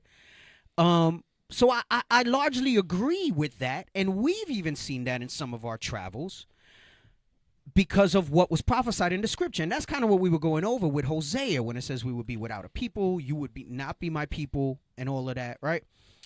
I glazed over the Hoodums part because it was already late in the show. I might run that back to give you a couple verses so that you know his wife wasn't a hoe. Mm-hmm. She was idolatrous, and there's a difference, right? Mm-hmm. Damn. She was idolatrous, so there's a difference. And then I know there's questions when you get on because it talks like when you read in 3, right? And we're not going to get to 3 today. I don't know when I'll come back to 3. When it says that she's yet an adulteress and all this other stuff. We'll deal with that when I get to those chapters. Like I said, most of the depth of what I've gone into is in chapters 1 and 2. And even then I haven't done it. Like, there's a way I want to do it where I actually go and show some of the examples under how we were moving with the Assyrians before they took us prisoner. Because this was happening when we weren't prisoners yet. And Hosea was letting us know that it's going to wind up happening, that these same people that you're whoring with, they're going to wind up ruling over you, right? And that's what happened in the history. So it started off that we made league with them, we made amity with them, and then eventually, I think, if I vaguely remember, something happened where one of the kings in Assyria got influenced, and that's when he said, the hell with the fact that we got good relations with them. Yeah, let's just take them over. And he took them over, and that's what Hosea was talking about, was the beginning of those things. But Hosea also teaches us that the scriptures are double. And we know that this also applies to not just every captivity we've been in, but even in the modern captivity here. So I was bringing out the point that as we travel and we go to these places, I'm starting to see more and more that, you can't automatically assume that just because you're in that country that that's where Israelites are, right? This is why the word don't go out void. You got to seek the chief places of concourse where our people are and all those things when you go to these places to try to get them. Sometimes you're going to have to go very far in these countries to find them. Right? Sometimes you're going to boom. I'll give you an example. We went to Panama. I don't think they were ready for the word yet. We went 2 times. We went on the quest, and then we went in as a follow-up. And I got their Benjamin, who are Panamanian citizens. Yeah. All right? Yep. And but they're very strong in their Panamanian roots. Officer Benji, right? Yamagan's still in denial. But I remember the last camp that we did in Panama on the last day. Benji got in the van. He was looking all depressed. And he said, I just want to say something really quick. I got to tell you all right now, Panama suck. He said, Panama suck. They suck. Ninguno want to repent. Right? So he's and I'm actually doing him justice because if you hear Benji talk English, he sounds like the farmer from Waterboy. Yeah. Right? That's can we get that clip? Yeah. The farmer from Waterboy. That's how English Benji sound. Let's show him so they English. know. If you don't know Officer Benji, shout out to Officer Benji. Officer shout Benji, out, bro. that brother's on fire, bro. He been holding it down. He been instrumental with the travels. Brother putting in a lot of work. I mean, all the men that we got with him. But let me just tell you something about Benji before you play this. Let me just tell you something about Benji before you play this. You only shot to my instinct. Farmer Fran, that's right. That's who Benji sound like when he speak English.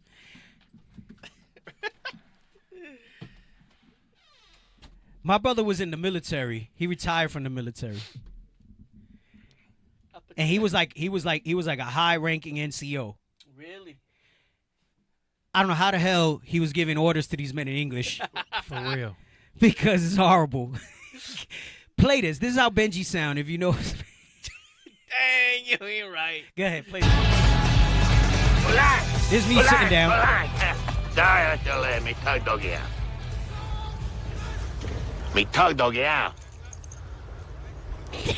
Okay. Just have the defense run sprints. Wow.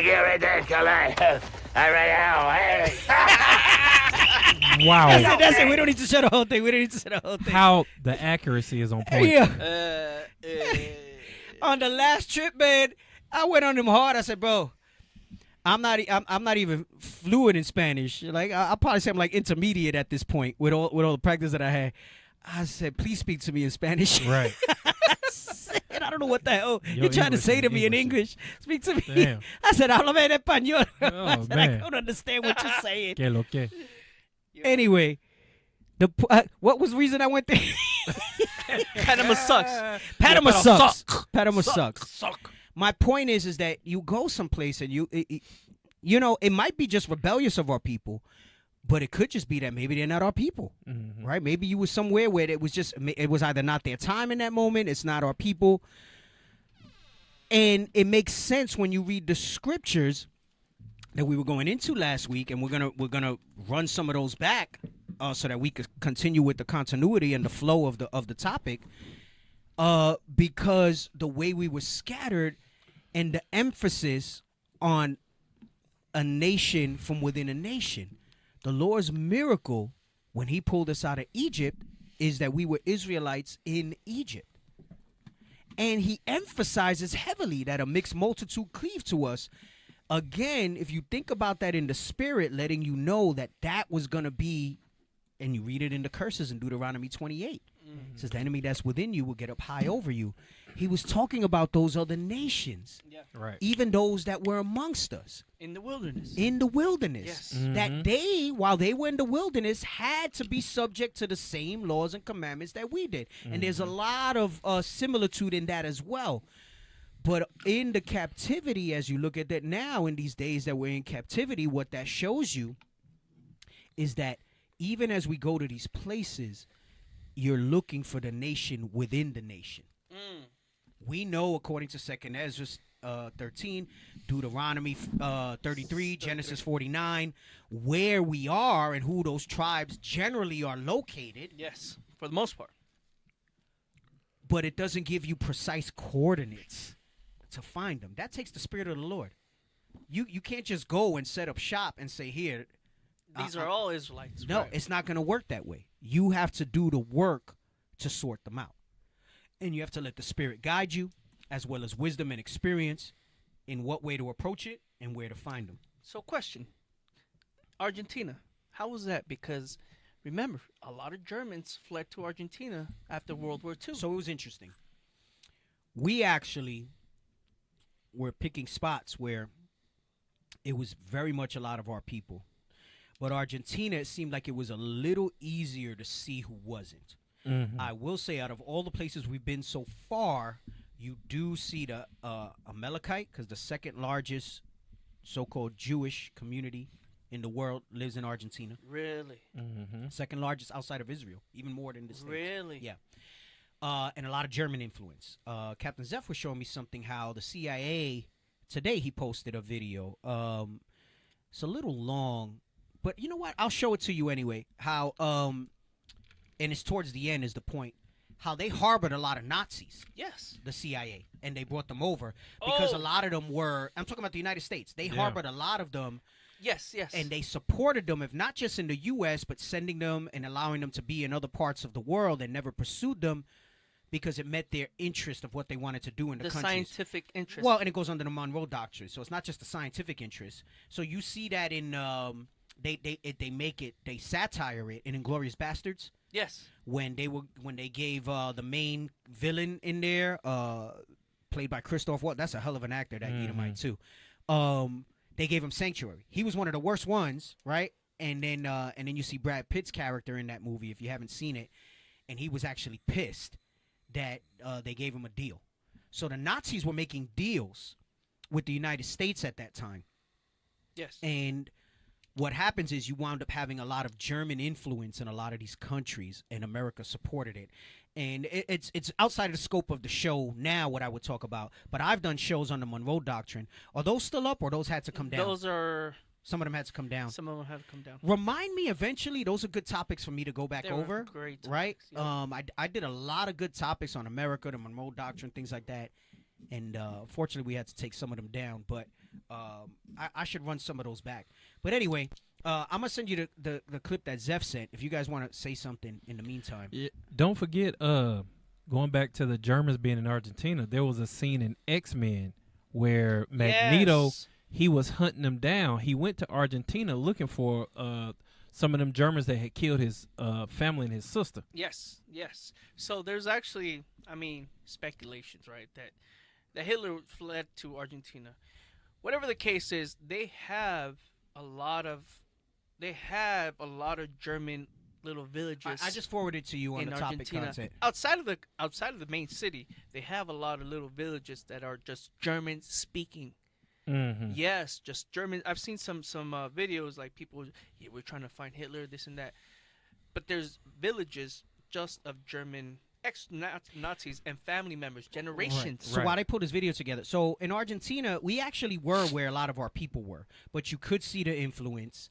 And there was actually a lot of Uruguayans, Paraguayans, and Bolivians, because the borders are actually very close to Argentina and Chile. So we actually came across a lot of them.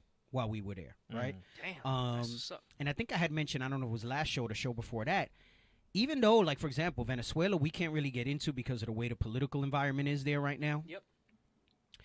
We've always encountered Venezuelans wherever we've gone. Yes. So that diaspora that they're having there, that's of the Lord. So while it's tragic what they're dealing with there, and a lot of it's because of it's a little more complex than to just say that, you know, I'm sure that there is some corruption. I'm sure that there's, I mean, it even happened in Israel, right? Like with the kings and stuff like that. But largely the issues there are driven by the way the United States does sanctions and things like that, just like in Cuba and stuff like that. So a lot of them are leaving because they can't really make a living there. The conditions are hard. But they're still getting preached to wherever we go. As a matter of fact, one of the brothers that was the most diligent I mentioned in Chile, he's from Venezuela, and he happens to live in Chile. And after we left, he reached out to us. He wanted to know how to keep the Sabbath and things like that. And I mentioned that we have Officer Rubin staying in touch with him to try to build him up. But anyway, let's show this clip here. Just listen really good. Pay attention, because it's towards the end that he makes the point about South America, and I think they mentioned Central America too. But go ahead, come on.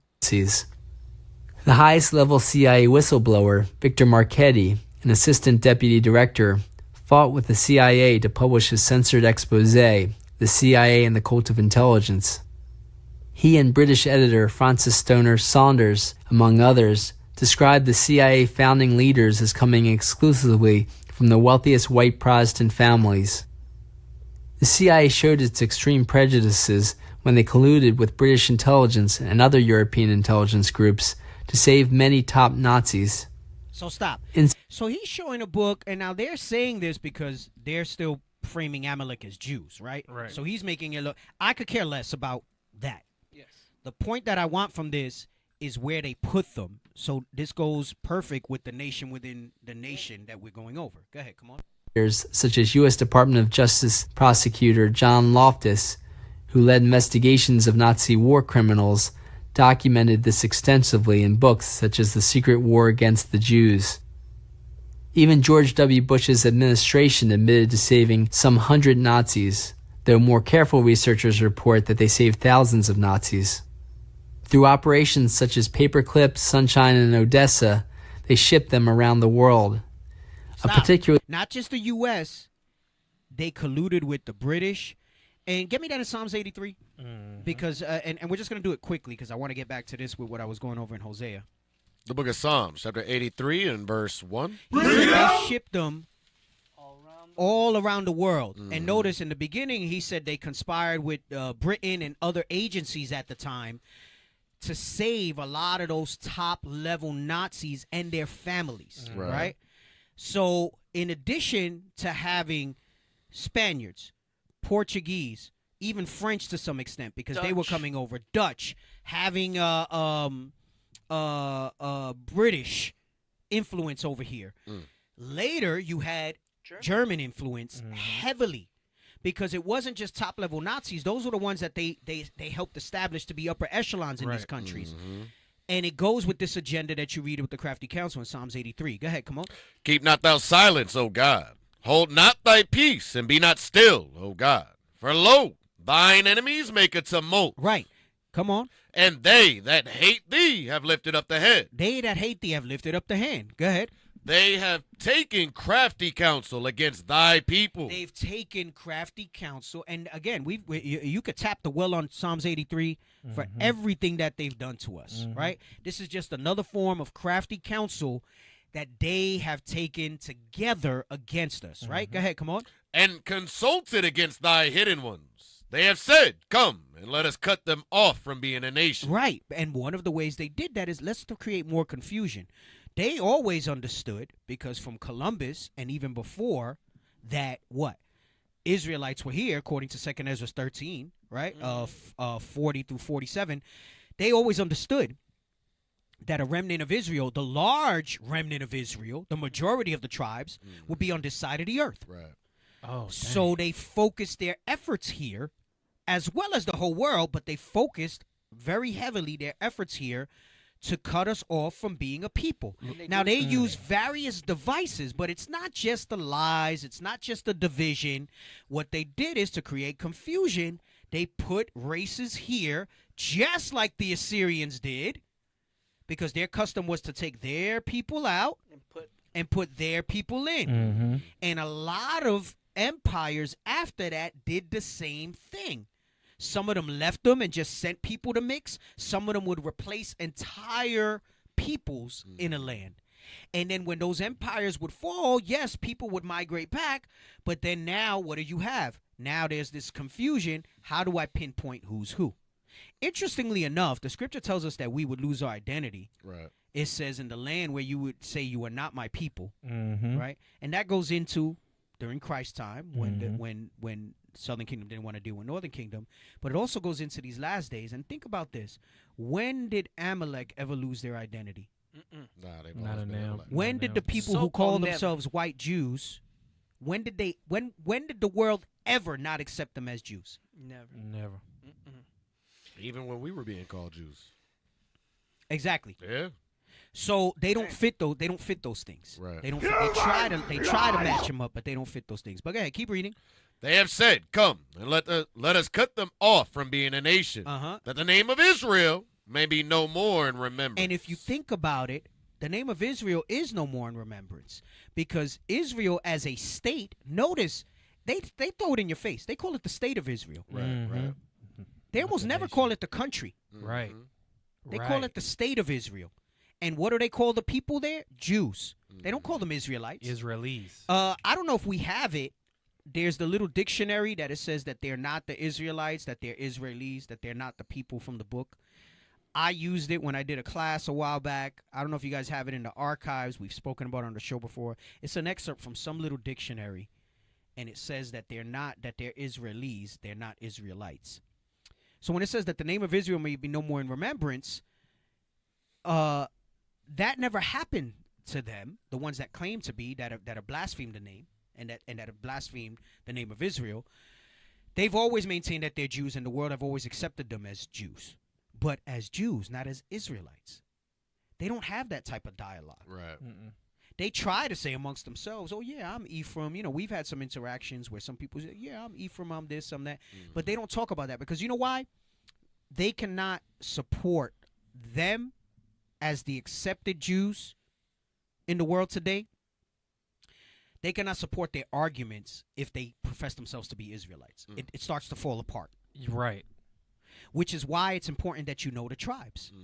Just like you read in Revelations, the 12 doors with the 12 angels and the 12 gates, and above it the names of the 12 tribes, right?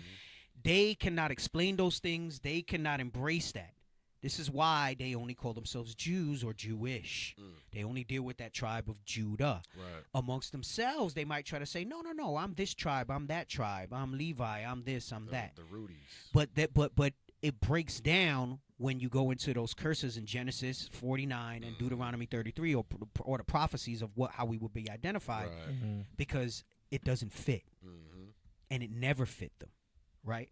So when you really break that argument down, it doesn't work. And this is why, though we may pull supporting books, though we may use videos and things like that, just like when I went over nutrition and I said the foundation of those things, the Bible, the literal meat and potatoes and the proverbial meat and potatoes right. is your calories and your macros and stuff like that. The other stuff is just adjuncts, right?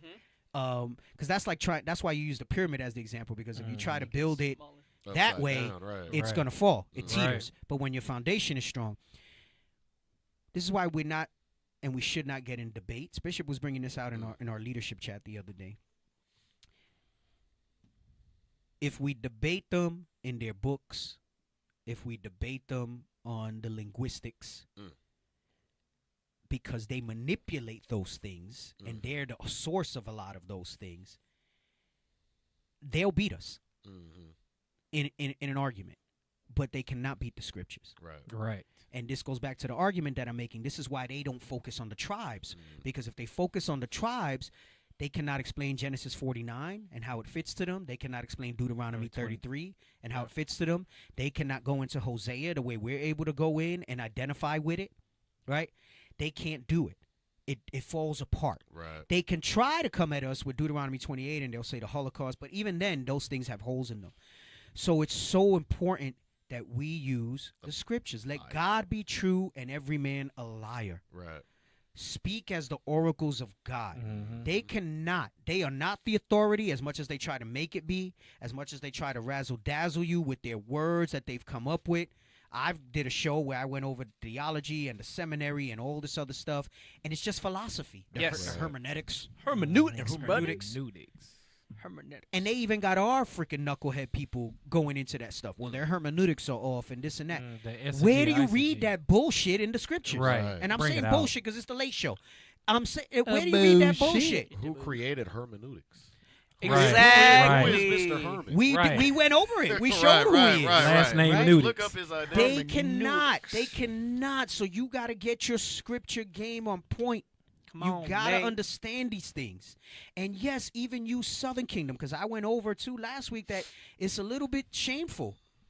Northern Kingdom can relatively strongly defend Southern Kingdom in the scriptures. Mm-hmm. A lot of Southern Kingdom cannot very strongly defend Northern Kingdom or articulate it strongly in the scriptures. And you're talking about 2/3 of the tribes there. Right. The majority. You have to be able to defend that as well. Because when we do go to a country and they try to say something against Southern Kingdom, we're able to cut them up. Oh, quick. And I'm going to tell you, they say a lot of things about Southern Kingdom, especially Judah. Y'all are not liked by Northern Kingdom. And guess what? We defend y'all. We were in TJ. Right. Don't listen to the blacks. Right. Don't listen to the Right. blacks. We Hey, were hey. there. Boom. And that's why we like to take a mixed bag when we go on these trips so that they see we not all light-skinned. Right, speckle bird. And then we throw them for a loop because they're like, wait a second, why the light-skinned Hispanics defending these dark-skinned Hispanics? Right? And we able to go ahead and show a unified front in how we do stuff and how we move, right? So it's important that you're able to articulate those things also, right? In my opinion, that got to be sprinkled in a little more than just saying blacks, Hispanics, and Native Americans. You got to be able to bring a little stuff out every now and then, right? Deal with what's in front of you. Deal with where the people are at. But you got to be able to kind of sprinkle that in so they know what they're walking into, right? And that's established, okay? Oh, you found it. Yes. All praises. Show this. This is what I was talking about where they don't identify as... And this goes into... Let's read Hosea 1 and 10. This is what I mean. The book of Hosea, chapter 1 and verse 10. This doesn't apply to the so-called Jewish man. Right. Because they can never say ever that this was said to them. Go ahead, come on. Yet the number of the children of Israel shall be as the sand of the sea. First of all, strike one. They're not as the sand of the sea. They're always talking about how they're so few. Right. Yes, sir. Right. They fit Obadiah. They fit Obadiah, right? Not Hosea. Uh-huh. Yep. Go ahead, come on. Which cannot be measured nor numbered. Right. No, they tell you, no, we're pretty much here. We're pretty much right there, and that's it, right? And they always talking about how little they are and how they outnumbered, right? Go ahead, come on. And it shall come to pass that in the place where it was said unto them, ye are not my people. Where did that happen? No, they'll try to pull some obscure verse to say that. But where in history can you validate that verse? Where was it ever said, ye are not my people to them? The most that they could say, and they don't accept the New Testament, right, is what was happening in the New Testament. Where can they say that it was said to them, ye are not my people? Go ahead, come on. There it shall be said unto them, ye are the sons of the living God. Right. And that goes into why prophecy is important. They'll try to say that this happened when the Northern and Southern Kingdom split.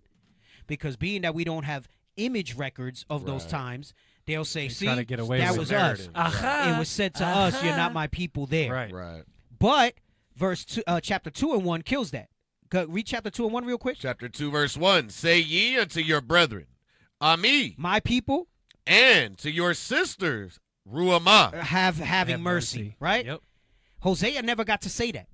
Right. Because after from the Assyrian captivity until today, Israel has been in captivity. Bondage. Right. Yep.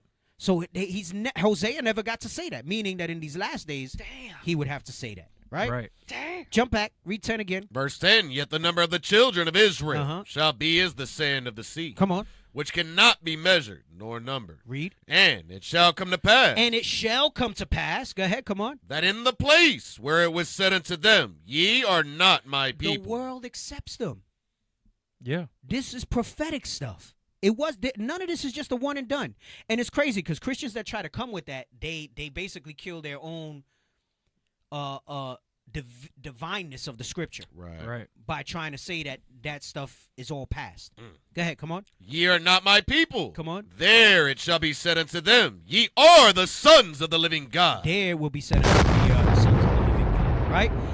That hasn't been that's not been the place. That's not happened to them, right? So let's here's the other. Read 11 before we read that. Go ahead, come on. Verse 11, then shall the children of Judah and the children of Israel. Where is that amongst their doctrine? They all say they're Judah. They all say they're Jews. Right, or Levi. Right? No, and not even openly. They might have those little discussions amongst themselves, right? This is saying then Judah and then Israel. Why? Because it's dealing with the understanding of that split. Go ahead, come on. Be gathered together and appoint themselves one head. Come on. And they shall come up out of the land. For great shall be the day of Jezreel. And what's that land? What's what we're going into, and when we'll get back to it in a moment, the nation from within a nation. It's the lands wherever we've been scattered, but mainly, like you read in Jeremiah, the land of the north. Right? That's what it's talking about, meaning the most of us on this side. Right? There's a large portion in other parts of the world, but if you take the continents here on this side, for the most part, we all up through here. We all up through here, right? Now, this is what I was saying, that they don't refer to themselves as Israelites. Right? No, they don't. Read this. Israeli. What's the source? Where's the source of this? The online etymology dictionary. Go ahead. Come on. Israeli, a citizen of the state of Israel. That's who lives there now. And notice, it's not the country. Wow. It's not the people. It's a citizen. Just like you read in Mark that she was a Greek, a Syrophoenician by nation. Right? They are citizens of the state of Israel. But then what are they? Because we knew she was a Syrophoenician. Right. That was a Greek citizen. Then who are these people then? Right. If they're just citizens, then what is their nationality? As you keep reading, it crumbles more. Read. 1948. From Israel plus Hebrew national designation. They try to say that they're Hebrews, but keep reading. Also used in English as the adjective 1948. It distinguishes the being called an Israeli. It distinguishes what? The citizens of the modern state. Of the modern state, what the world accepts and assumes is Israel. Go ahead.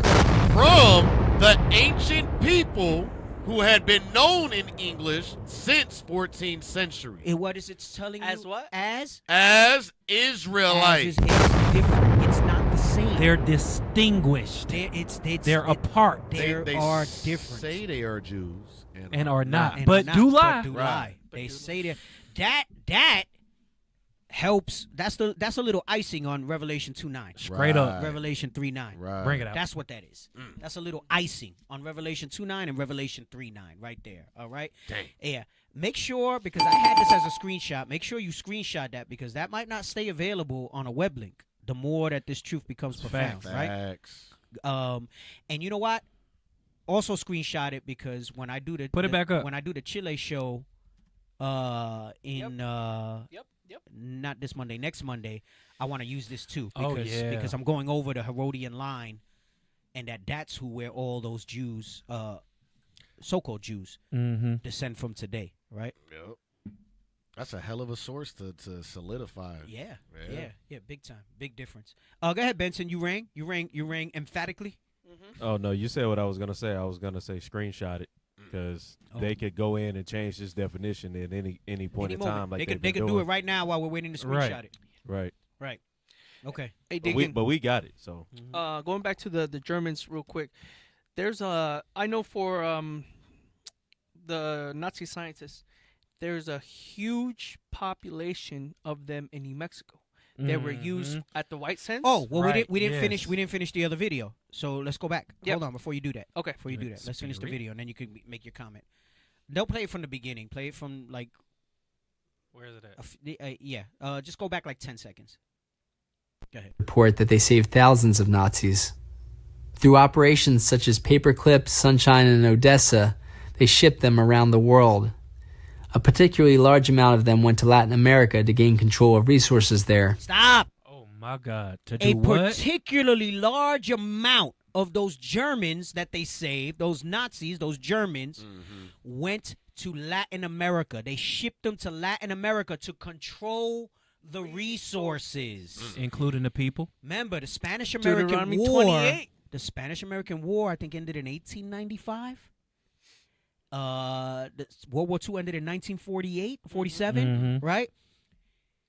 They were still establishing their presence. I've gone over on this show the Banana Wars in the early 1900s, the fight for resources, when the Monroe Doctrine was instituted, right? This will be a good topic to run back and then go back into the Monroe Doctrine by showing this clip at some point. They put them there as their proxies. Right. That's right. Placeholders. And it's the same when the Spaniards first came. It's the same when the Dutch and the Portuguese came after them, when the French came, when the British came after them. And they all took a piece. They all took a piece. And still take a piece. Right. And they still take a piece to this day. They still dominate there. Under the illusion that we have our own governments, but yet you have a so-called Amalekite of German descent that's now the president in Mexico, right? No. Yep. Amalek. Amalek. Yeah, well, but she's of German descent. Scheinbaum. Oh, I didn't know. I thought she That's was a German name. Oh, have mercy. I did not She's know. Amalek, but she's also of that German descendancy. Scheiße. Right? So Scheinbaum, because a lot of them are German Jews. True. Remember, Syrophoenician, but Greek, right? It's all the same thing. True. You have an Arab in El Salvador. Yes, you do. Right? And they're doing that in a lot of places. I think in Peru, the president is not I think he her. They're trying to get her out. Oh. I don't know if she's our people or there not. used to be a Japanese president in Peru. Yes. Right? So And Argentina, the guy also there too. He's I don't know who he is. Oh yeah, look at the names. So you got Scheinbaum, that's the president, right? You have this David Keschenberger, he's the Secretary of Health, right? I'm looking at the names that aren't Latin, and it doesn't mean that the Latin names are, because they could be Spaniards, right? You have Claudia Curiel de Icaza. That sounds Spanish. That sounds Spanish. Like Spaniard. Look, Alejandro Svark. So they'll pick the first name to sound real Hispanic, Right. but then their descendancy is something else, To right? let it be known. Yeah. So Can I read something for you? yeah, go ahead. The book of First Maccabees, chapter. Make sure it's not one. Chapter 2 and verse 10. What nation hath not had a part in her kingdom and gotten of her spoil? You on fire. You in the spur. In the spur. Coming back. What? Read it again. Verse 10. What nation hath not had a part in her kingdom? What nation have not had a part in trying to claim that they're Israel? They're trying to suppress. That's part of the Crafty counsel we read in Psalms 83, right? That's why you could dip Psalms 83 for everything that's happening to us. Right. And it always fits, and it always goes together. Come on. And gotten of her spoils. And gotten of her spoils. We just finished hearing, we're going to run it back 10 seconds again so you can hear it again, that he said they sent them largely to what's known as Latin America to control the resources, which was part of the Monroe Doctrine, right? Go ahead. Paperclips, Sunshine, and Odessa, they shipped them around the world. A particularly large amount of them went to Latin America to gain control of resources there. U.S. officials have claimed to save Nazis to fight communists, but these Nazis actually fought against any form of real democracy. For example, notice he's showing you that this is a Nazi flag in the Andes after the 1980 Bolivian coup. I've gone over this with the Harvest of Empire book, as well as showing clips from the Harvest of Empire documentary, which I highly recommend. I think Juan Guzman, who I think he was the one who wrote the book, along with some other people, and he also speaks in the documentary. And what you had was a series of coups after the Banana Wars in there. And they would depose somebody and raise them up. And they would train these guys in the School of the Americas. They did the same thing with these so-called Nazis that they put over. And the School of the Americas is now called WINSEC. It stands for like something Western Hemisphere or something. They changed the name because the name has such a negative connotation. And they would teach them not how to run a political campaign, as much as how to torture your own people, how to torture the people that were there, how to turn the people against each other, and how to wage guerrilla warfare. This was the proxy wars that they still do to this day. Charlie Wilson's War, I think, with Tom Hanks, talks about a senator. You see an example of that, not in Latin America, but of what they did in Afghanistan by trying to support them with weapons and training against somebody else. And this is what they did largely in the School of the Americas. And they slaughtered hundreds of thousands of our people. And what's interesting about the Harvest of Empires, in that by the Monroe Doctrine, they created this problem that they call a problem of migration, because they destabilized these countries so bad that to this day many of them are still struggling. They can't even Venezuela at one time with the, I think it's the world's largest, if not second largest oil reserves in the world. It's the number one. The largest.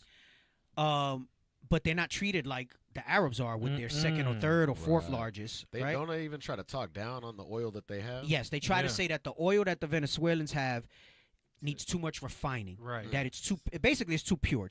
It's too thick, and it needs too much refining so that it costs more. Is what they try to say. So they try to make you think that good It's oil it's less desirable. is less desirable. Right. And that's why. But it's not. Venezuela. There was a graphic. I don't know if I saved it or sent it into the archives, and it shows Venezuela and a lot of South American countries and what their gross domestic product and their economic status in the world was.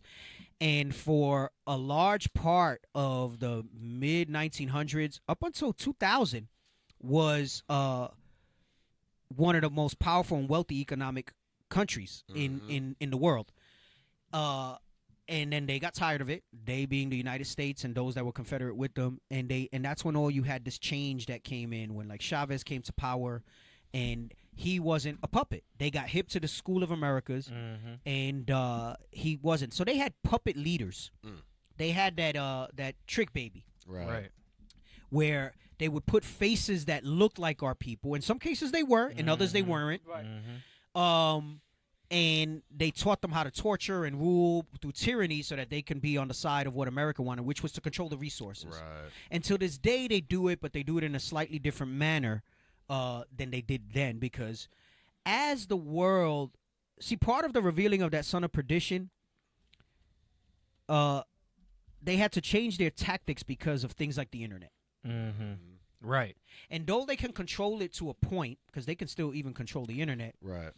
It makes it harder for them to move into secrecy and be as crafty, and be the anonymity that they once had. Communication's too quick. Because communication's too fast. Right. And you have like citizen reporters and things like that. So it makes it more difficult. Not impossible, just more difficult. So they've had to refine their tactics. But this is why they do the diligent search and so on, right? But you see that their thing is revealed in how they do stuff. They were able to do a lot of what they did and place the established foundation of what they do under the guise of news being slow, censorship, and things like that.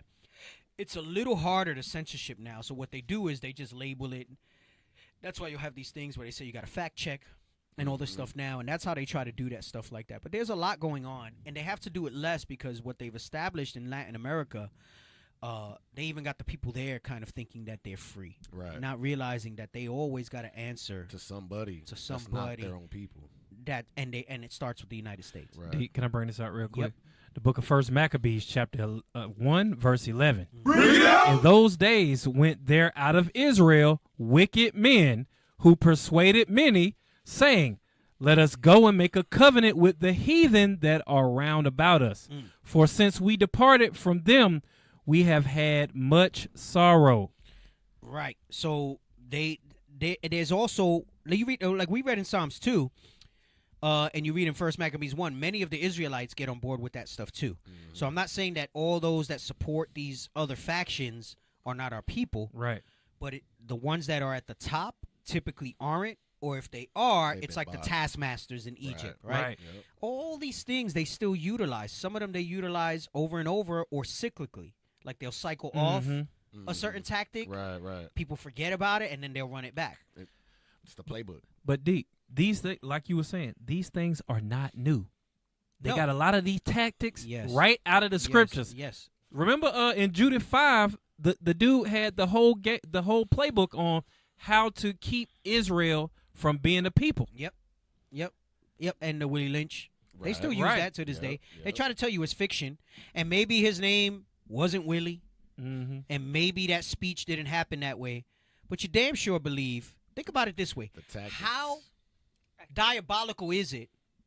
Let's say it is a fiction piece. Right. That they passed this fiction piece, but it was really a dossier on how to handle the slaves. Because it was really real. Because it was really real. Maybe there wasn't a Willie. I'm just saying. Let's say you want to give him that. Because that's what they say. Maybe there wasn't a Willie Lynch that sat there and did that, and maybe it circulated as fiction. But damn, they sure do apply a lot of those things to this day. And it's very accurate. Was it a lie though? Right. Go ahead, play. Western intelligence worked with them to carry out many coups against elected leaders in Latin America, amongst other operations. As stated in the caption, this first picture is of a Nazi flag waving in the Andes after a 1980 Bolivian coup. Professor Peter Dale Scott, a former Canadian diplomat and professor at University of California, Berkeley, wrote of how Klaus Barbie, the butcher of Lyon, seen here, helped orchestrate that coup in Bolivia. Professor Scott also covered how Walter Rolf, seen left, was inventor of the portable gas chamber in his work for Hitler. Rolf then worked as a Chilean torturer for CIA directors such as Alan Dulles, seen right, after aiding the CIA-assisted Chilean coup of elected socialist leader Salvador Allende. This CIA document discusses their work with the coup plotters. The CIA then assisted in Chile-based multinational Operation Condor that assassinated Latin American leftists around the world. According Operation to Condor by itself, I think we spoke about it a little bit on the show, but not like in depth. Crazy work. That thing by itself. And notice they had said Operation Paperclip. They have all these names and all these files, and some of them are public but heavily redacted, like this one. And the thing is, man, if they're not them, then who is it? Can I read it? Yeah, read it. The book of Job, chapter 9, verse 24. Read it! The earth is given into the hand of the wicked.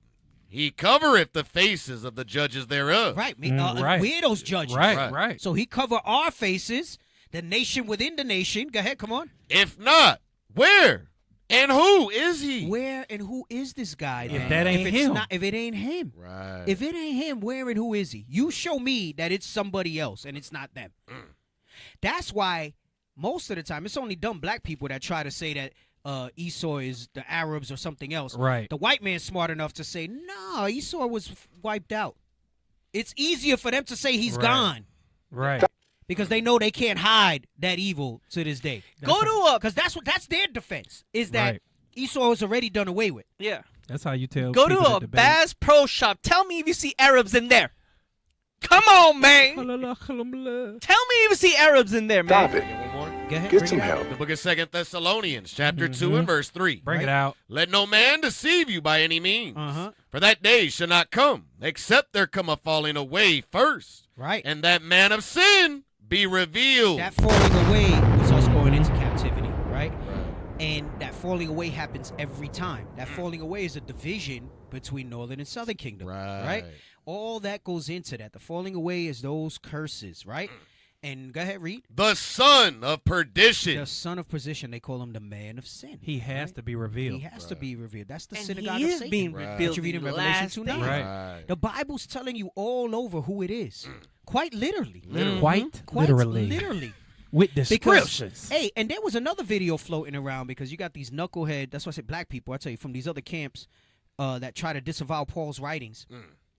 It was on the captain's group. I'm going to see if they send it to me. If only for the fact that it says it has two Amalek scholars admitting that even they know, even though they won't accept Christ and stuff like that, that Paul was talking to Jews. Right. In his letters. Like they say it in their analysis of the scriptures. It's clear that he was talking to Jews. Now they're still trying to say that they're the Jews, but they're saying that because he was talking to them. Because you got these knuckleheads from other camps, black people, Israelites, trying to say that Paul's letters, Paul was trying to include the Gentiles. So they either embrace that, the Paulinian doctrine, or they try to say that Paul's letters are no good because he was trying to embrace other nations. But yet you got these so-called Jewish scholars, for whatever that's worth, right? Because you know they do a diligent search, right? Actually admitting that they know that Paul was talking to Jews in his letters. You understand the gravity of that? Yeah. Right? The hell with that. I know some people need Esau's cosign, but letting you know that they know who we are. We're the only dumbasses that won't accept it and fight against it. They know you better than you. Nigga, read. Right. Romans 9 is the classic example of that. And in that clip, they mention Romans 9. And they say, like, It's clear. He even says that he's talking to Israelites and who it is there. They're like, why would he be? So the same way we teach that, they were actually discussing that academically, right? And it's just a little clip. I'm not sure what else is in the stuff. You know, old white men sitting down talking with the way they speak and whatever. It's not very entertaining, but it's a good point. It's a good point. Did we finish this? No. Times and detailed in this CIA document. These Nazis also advised U.S. intelligence in their cultural war against democracy at home and abroad. Right, so that goes to that Confederacy in Psalms 83. They advised ways of, because listen, think about it. The Nazis came to power against an existing government, right? And they got the whole country, for the most part, on board with the shenanigans. With the shenanigans. They knew how to manipulate people. So they were like, bro, these guys could be assets. Right. Especially, and again, it ties into that Monroe Doctrine. It's not mentioned enough. And I think we should be all well versed with that when you're dealing with what they call Latin America. If you're going to talk about Northern Kingdom, you need to read and understand the Monroe Doctrine and how that whole thing lines up with their influence of what they do here, right? It basically, the Monroe Doctrine in summation says they need to be the police of the Western Hemisphere. Crazy. As the civilized world power in this side of the world. Right? Can I read something else for you? Yeah, go ahead. This is the book of Obadiah, verse 5. If thieves came to thee, if robbers by night, how art thou cut off? Would they not have stolen till they had enough? If the grape gatherers came to thee, would they not leave some grapes? How are the things of Esau searched out? How are his hidden things sought up? All the men of thy confederacy have brought thee even to the border. Right. All the men of thy confederacy. And you got to think about this. Notice what I said earlier about, like, we'll use these outside things, but you have to be able to pair it with the scriptures. The scriptures is the main source. It's the primary source for all things, because once you leave the scriptures, you get into the semantics of the different books that they wrote and that they'll bring out. We can use some of their writings against them, but only if we use the Bible. Yes. Only if we use the Bible. Right. Hey, Deacon, so, yes, in New Mexico. You guys are bringing out good stuff, but by the way, you're preventing me from finishing the topic. I know. In New Mexico, a lot of Germans with the Nazi scientists, they were taken to New Mexico. A lot of them, a majority of them actually. Not only for the white sands when they were testing out the bombs, also in today's time they got the Sandia Intel laboratories, and you would think you're like a lot of the Northern Kingdom guys, they wanted to hook up with the white girls that lived in the north. All those were Germans. Right. So let's play this, because I don't think I'm gonna have to do part 3. Yeah, we're gonna have the part 3. Let's go. Because I don't want to plus it tonight. I'm pretty tired. But I'll see. It's been a rough week. Right? Maybe I'll go a little bit. Maybe I'll go a little bit. Like it's been a rough. Yeah, maybe I'll go a little bit. Like a plus half. What? But let's talk about this. So this was damn, it's 7 minutes. It was a shorter clip that I wanted. But go ahead, play it. Angle. Where's the volume? And of course, we're talking about the Israelite kings of the houses of Judah. Stop. You know, So notice they put, and they're saying that's Paul, but ignore that it's the white man and that they're trying to make it white. But listen, this is the thing I was mentioning, that they talk about. Paul was talking to Israelites, right? Like, they notice. But then part of the reason they also don't accept Amalek, I'm talking about, the New Testament, is because their argument will crumble to maintain their lie if they accept Christ as the Christ. Right. And they accept the New Testament. But, of course, they like to muse on these things. They're not going to let something like this go awry. Right. So this is why they like to be friends with Christianity, because, they although they're not opposed to it, they push their beat. Yeah. Right? Go ahead.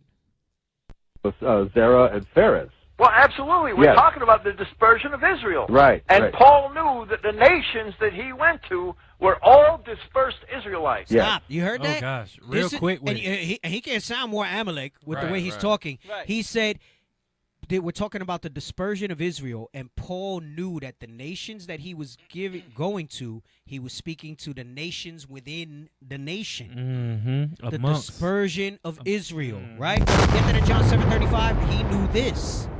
He knew this. Go ahead, come on. Chapter 7 and verse 35. Bring it out! Then said the Jews among themselves, whither will he go, that we shall not find him? Uh-huh. Will he go unto the dispersed? Will he go unto the dispersed? It's even in the New Testament. It's in the Gospels. Right. It's not just in Paul's letters. It's in Right. the Gospels. Right. Meaning that those Jews knew that the Messiah was supposed to do that too. Go ahead, come on. The dispersed among the Gentiles, and teach the Gentiles. And teach the Gentiles. So they knew that where Paul was going, that he was going to the dispersed of Israel. Also get me, hold on. This John 7:35 is one of those when I first came in, when it was like, it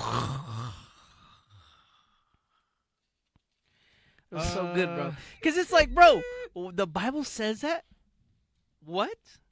Yeah, silent moment there. So you just kind of blew up. Bro, that was like... Spontaneously combusted. Yes. Okay, all right. That John 7:35 is a... Thank you. Thank you. See? Okay. First read John 4 and start at 3. The book of St. John, chapter 4 and verse 3. He left Judea and departed again into Galilee. Come on. And he must needs go through Samaria. First of all, let me stop for a second. Let me tell you, as I've been traveling, I noticed that John becomes essential when we're teaching about the diaspora of our people amongst Northern Kingdom. I was telling the captains and some of the officers that were with me as we went to the shows, because these last couple trips, I've been bringing out John, different things in John a lot more. And it's interesting because, you got John 3:16 that they like to use to say that he loves the whole world, but the whole book of John actually says opposite. Right. And it's very clear who he's talking about, of who that world is. And John 4 kind of solidifies that in what we're reading. But in the theme of that he was speaking to the dispersion, right, that even Christ went to them. Because here, as we read the woman by the well, we're going to jump to 39, and you're going to see that he actually stayed there and taught them for a couple days. Yes, he did. And I think that gets glazed over a lot also. Right. Right? That he stayed there, right? And get me the one where Ephraim's the head of Samaria, Yes, so sir. people understand that Northern Kingdom was there, because they try to say that that was Southern Kingdom there. Right. But they weren't dealing with Southern Kingdom that way. Right. You got it? Yeah. The book of Isaiah, chapter 7 and verse 9. And the head of Ephraim is Samaria. Uh-huh. And the head of Ephraim is Samaria. And the head of Ephraim is Samaria. That in that verse? Yes, sir. Right? Read 2 Ezra 13:40. Just that, the 40. The book of 2 Ezra, chapter 13 and verse 40. Bring it out! Those are the 10 tribes which were carried away prisoners out of their He's own explaining land the vision earlier in the chapter, right? Go ahead, come on. in the time of Hosea the king, whom Salmanassar the king of Assyria. So he's explaining, again, you're going to see that this is Northern Kingdom, because now that's a new doctrine from the black Israelite camps, meaning the knuckleheads, trying to say that this isn't Northern Kingdom, that was Southern Kingdom in Samaria. But we read that Ephraim is the head of Samaria, and now you're reading the history here, right? Go ahead, come on. The king of Assyria The king of Assyria did what? led away captive. He led them away. He didn't conquer them in Samaria and keep them there. He overtook them, and he led them away captive. Read. Led them away captive, and he carried them over the waters. And he carried them over the waters out of Samaria. Go ahead, come on. And so came they into another land. And so came they into Assyria, into Nineveh and the cities about. But then you read in Ezra, get Ezra 1, they went back, some of them. They went back. All Ephraim didn't leave. All of them didn't leave. There was, and think about it. You cannot say that every last drop of them decided to go. Well, no. Right. You read that in the in the Gospels. Right. Get that? The verses where it mentions Naphtali and Asher. And Asher. It mentions that they were around, right? So a lot of times they try to say, yes, the vast majority did, but there was still a large remnant that stayed here. And when we come back to John 4, you're going to see that, right? The book of St. Matthew, chapter 4 and verse 15. The land of Zebulun. And the land of Nephthalim. So Zebulun and Nephthalim, go ahead. By the way of the sea, beyond Jordan. Galilee of the Gentiles. Right, letting you know that there was Zebulunites and Naphtalites there as well, okay? Luke 2:36. The book of St. Luke, chapter 2 and verse 36. Read out. And there was one, Anna, a prophetess, the daughter of Phanuel of the tribe of Asher. Of the what? The tribe of Asher. The tribe of Asher. There was northern kingdom still there in Jerusalem, still there in parts of Israel. All right? That it on that? She was of a great age, and she lived with an husband 7 years from her virginity. Right. So from the time of the Persians, even until Christ's times, there was still some northern kingdom there. How do you think you get remnants of Ephraim in those parts of Africa? You could show that map that you didn't show the other day. It's in the topic feed right under around from last week's show, right? That you have circled where it says Ephraim in Africa, right? Look at that. You have the Dahomey. You have the Beni Ephraim. Look, you even got Levite cities over there, okay? Because why? In Luke, he said flee. When that time comes, when the temple's being destroyed and that time of that Gentiles coming, flee. And you think it was just all southern kingdom? Right. They set up cities and things like that. And there's remnants of Ephraim still there in Africa today, as well as some of the other tribes. What are you going to say? Yes. I'm not going to go over the rest of the stuff. I'm going a different direction. Oh, okay, all right. Yeah, this is the book of Matthew chapter 4, verse 15. What about Judah in Africa? Of course we know they're in Africa. We talking about northern kingdom today. Right. All right? Judah gets a lot of burn with their breakdowns. I just said how southern kingdom can't break down northern kingdom. We teaching northern kingdom breakdowns today. Yes, Judah's all over Africa. That's besides the point. We talking about northern kingdom right now. All right, go ahead. Come on. The land of Zebulun and the land of Nephthalim by the way of the sea beyond Jordan, Galilee of the Gentiles. We read that already. Are you all right? That was what we read first.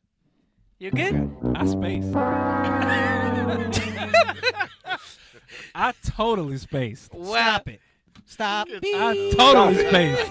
Yo, I was like, yo, I got the script. Wait, we was looking for it. Yeah. Yo. And you are tuned in to the Power Hour wait, tonight. I know I got it. I know I got it in here. Right. It's brought to you by IUIC TV. Go back. John 4, read 3 again. The book of St. I was just trying to show you that it's northern kingdom there. That was there, right? Go ahead. Hey, D, you didn't want Ezra anymore? Ezra 1? Oh, I'm sorry. I want Ezra 1 to show how some of them went back. I'm sorry. Thank you, Benson. Ruvain messing me up over here. Claude Hammers. You got it? Ezra 1 and 1. 1 and 1. The book of Ezra, chapter 1 and verse 1. Read out. In the first year of Cyrus, king of Persia. Right. This is when they were granted their liberty. Come on. That the word of the Lord by the mouth of Jeremiah might be fulfilled. Come on. The Lord stirred up the spirit of Cyrus, king of Persia, that he made a proclamation throughout all his kingdom and put it also in writing, saying, Thus saith Cyrus, king of Persia, the Lord God of heaven hath given me all the kingdoms of the earth, and he hath charged me to build him an house at Jerusalem, which is in Judah. Who is there among you of all his people? His God. There you go. Which is in Judah. All right. So we mentioned Judah. Yeah. Go ahead. Come on. Judah. Go ahead. Who is there among you of all his people? His God be with him, and let him go up to Jerusalem, which is in Judah, and build the house of the Lord, God of Israel. He is the God which is in Jerusalem. And whosoever remaineth in any place. That's the point. Whosoever remaineth in any place, meaning whosoever stays back in Syria, which a lot of the northern kingdom wanted to stay. Go ahead. That's why later they said, okay, let us come together so we can go into further places. Go ahead. Where he sojourneth, let the men of his place help him with silver. Right, so they all got reparations, right? They all got reparations so that they can do that. Because you got to think about when they came together to do the journey, they needed money, right? They had to build ships. You mean it takes money to build a nation? Oh, yes. It takes money to build Donate to the Booster Club. There you go. That was a good plug. That was a good plug right there. Hey, so most of Judah, southern kingdom, went back to rebuild. Then verse 4, he says, whosoever remaineth. Those are the northern kingdom. He said, help your brethren out with money. Right. So wait, read 5. It's not done. Read Jump to 5. 5? Yeah. Verse 5. He's doing the real quick, and he's missing the point. It's Sorry, not just whosoever remaineth. Read. Verse 5. Then rose up the chief of the fathers of Judah and Benjamin and the priests and the Levites. Right. So now that's southern kingdom. Go ahead. With all them whose spirit God had raised. Who's the all them? You know it's not other nations because Nehemiah wasn't playing that. Right. Other nations try to come and join themselves to them, right? Right. And he Beards said, off. get the hell out of here. Right. What have you to do with us? Right.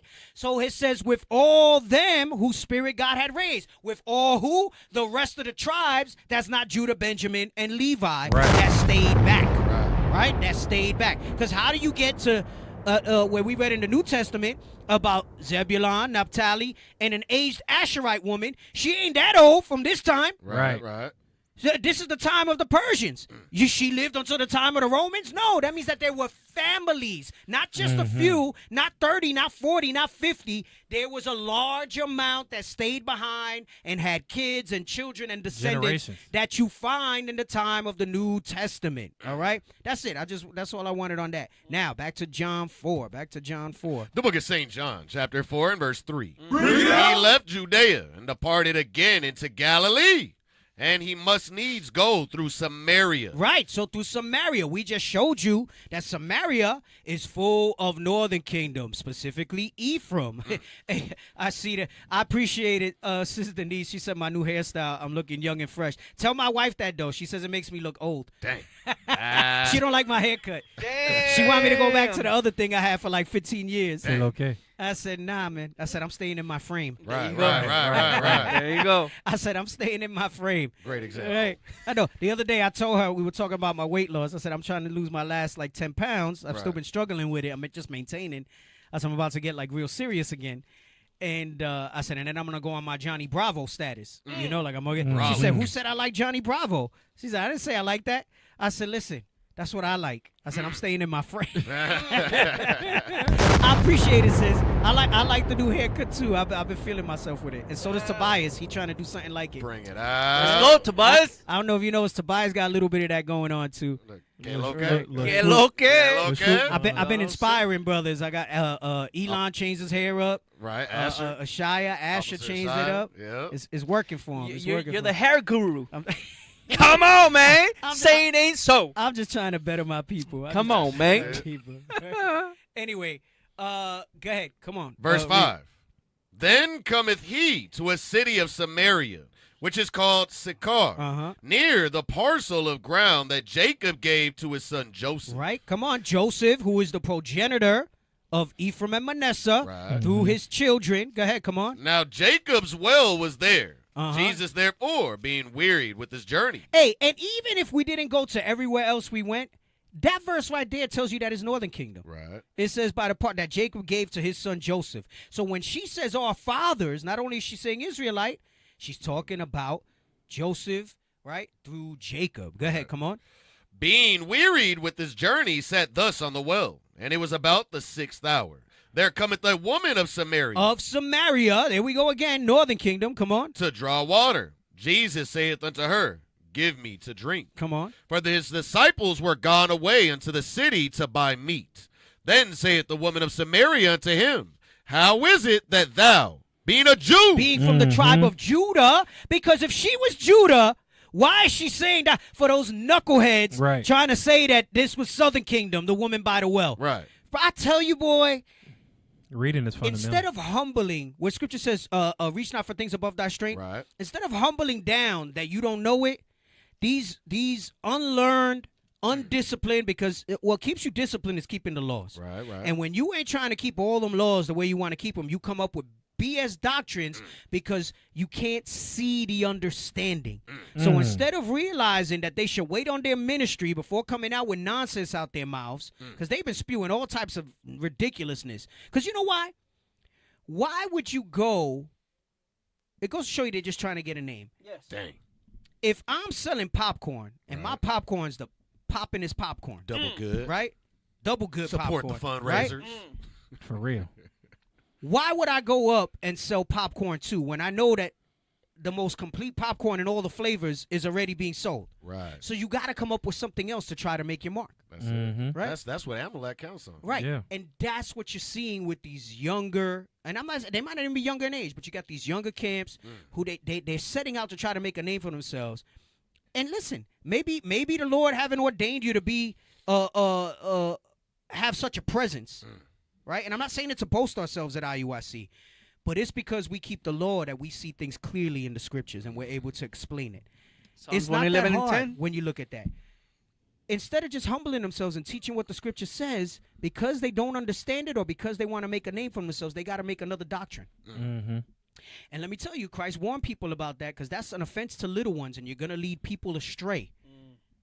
And there's a condemnation for people who don't repent of that behavior. But go ahead, come on. Verse 8. Yeah, some of them are agents. You're right. Some of them is paid off to preach that nonsense. Go ahead, come on. Verse 8, for his disciples were gone away into the city to buy meat. And then she says what? Then saith the woman of Samaria, Northern Kingdom, Ephraim, go ahead, come on. How is it that thou, being a Jew, being from Judah, go ahead, askest drink of me, which am a woman of Samaria? Which am Northern Kingdom, go ahead, come on. For the Jews have no dealings with the Samaritans. Because the tribe of Judah has no dealing with the tribe of Ephraim or the Northern Kingdom. Come on. Jesus answered and said unto her, if thou knewest the gift of God. Romans 9, there's many other scriptures you can go to, but it says, who are Israelites according to the flesh, whom Christ came, whom pertaineth all these things to. If thou knewest the gift of God, which is Christ, to Israel. You read that in Acts also. Go ahead, come on. And who it is that saith to thee, give me to drink. Thou wouldest have asked of him, and he would have given thee living water. Come on. The woman saith unto him, Sir, thou hast nothing to draw with. The well is deep. From whence then hast thou that living water? Right? She still didn't get it yet, what he was saying. Go ahead, come on. Art thou greater than our father Jacob? Oh, wait a second. Uh-oh. First of all, what? Going back to, because we're going to watch the rest of some of the commentary of the Edomites of what they said. Going back to, it's clear. It's not just in Paul's letters. Even Christ understood. Even some of the Jews amongst them, like we read in John 7:35, understood.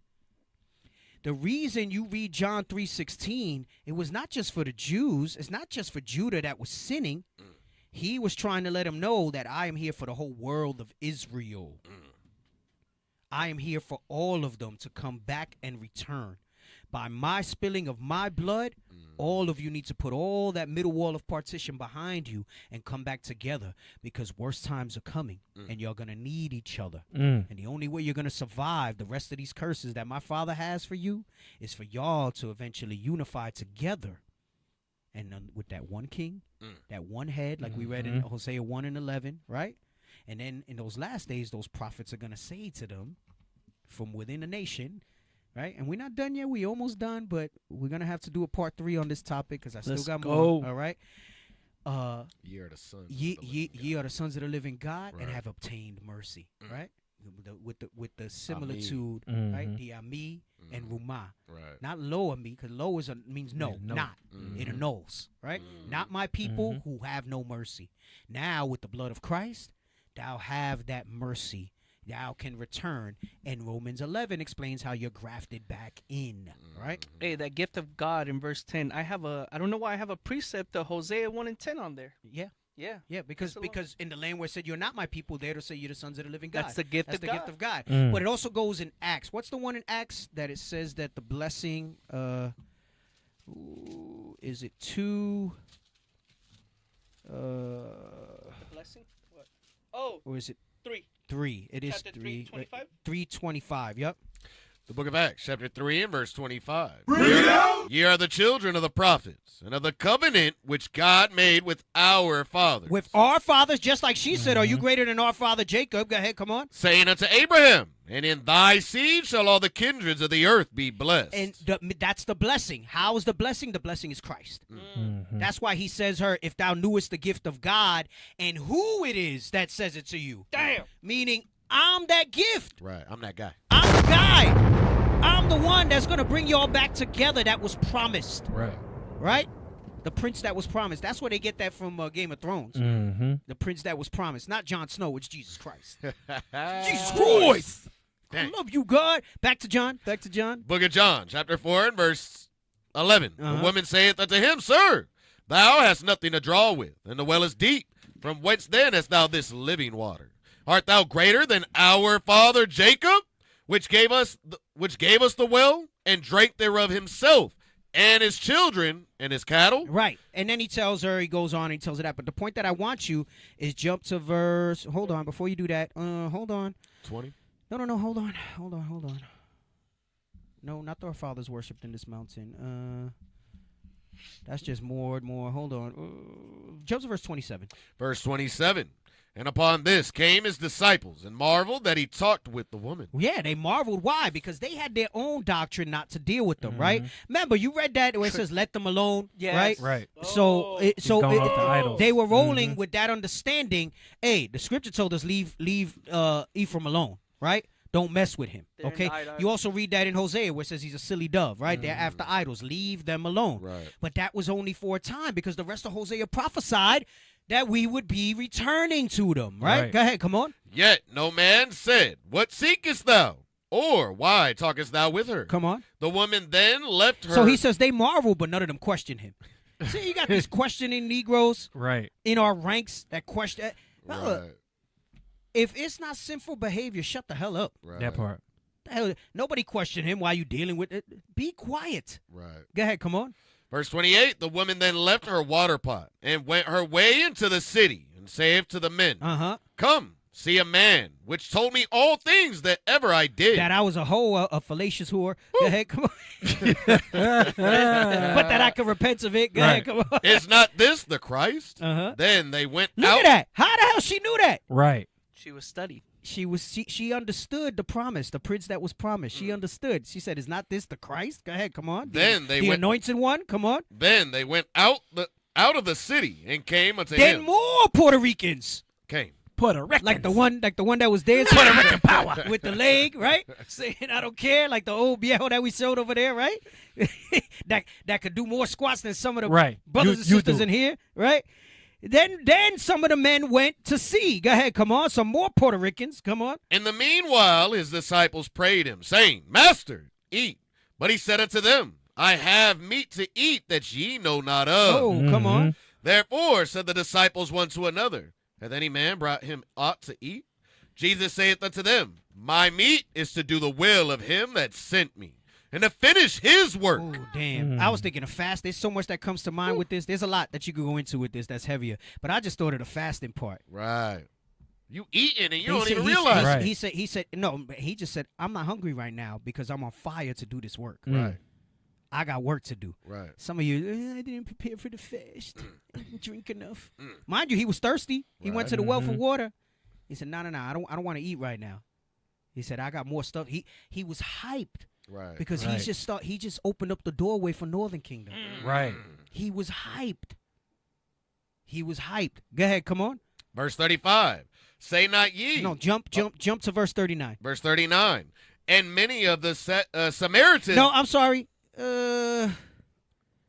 No, keep reading where you at, and I'm there's more, but I'm gonna explain this in the context of what I'm bringing out now. Go ahead, come on. Verse 35. Say not ye, there are yet 4 months, and then cometh harvest. Behold, I say unto you, lift up your eyes and look on the fields, for they are white already to harvest. Right. So he's saying some of you are acting like we not close. He's saying, say not ye, oh, there's 4 months, and then come the harvest. He's telling you the harvest is here now. And I'm so lit for that harvest right now. I want to keep, but I'm here to do something. Right. Remember how it said, and his must needs go through Samaria? It's not just that's the route that he had to take to get to where he was going. Man's going.